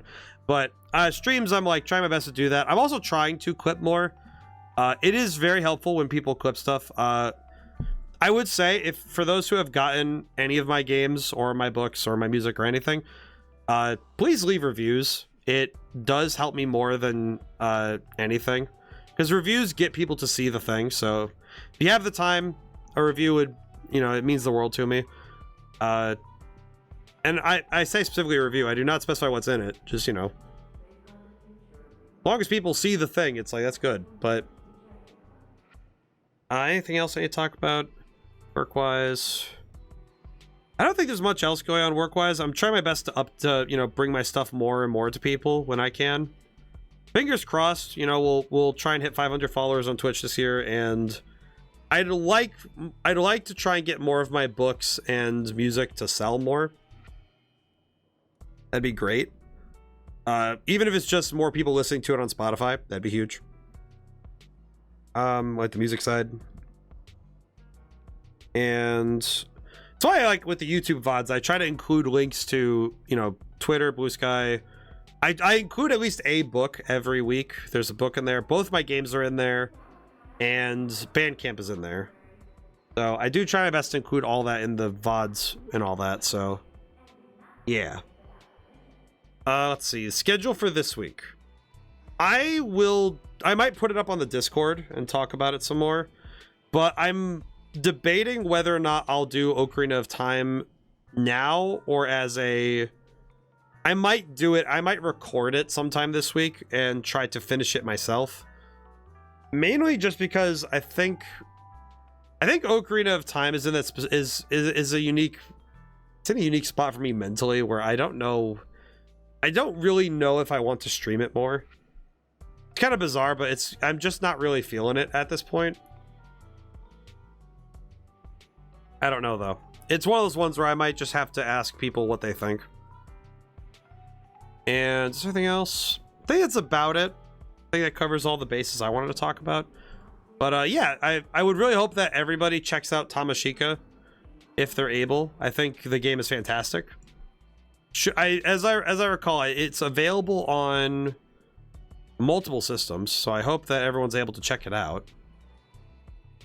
pretty darn good. I think it's one of those ones that absolutely could... I think it's one of those ones where I think it's absolutely worth it to try it out, you know? So, make sure you take a look, you know? Alrighty. I am gonna raid out because we got 2 raids. I should raid out. You know, that'd be fun. Where to go, though, is the question, yeah? Let's see.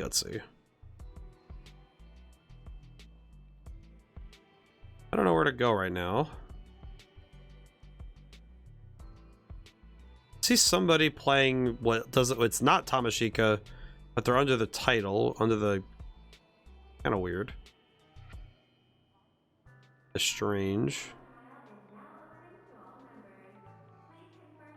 Looking through, I'm looking.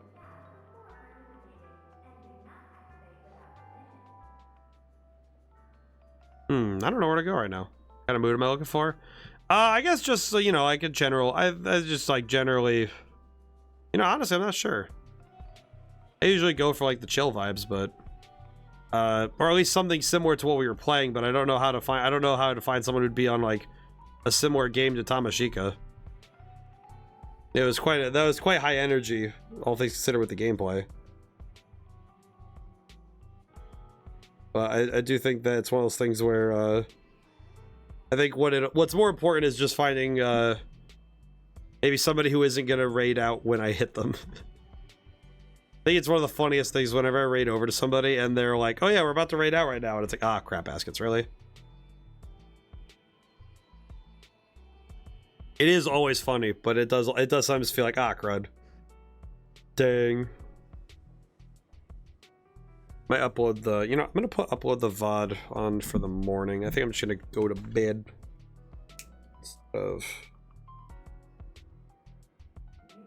might be better for me to do that. Because then I can spend more time sitting in on the, looking at someone who's a game maker, but they're playing Elden Ring. Well, let's go over there then. Let's do that. I could jam with that. We could jam with that. Hit me with the deets. We could jam with it. I think that's good. But thank you all for coming by. Thank you to everyone who came by. I couldn't stay to the end. Yeah, go check out Tamashika.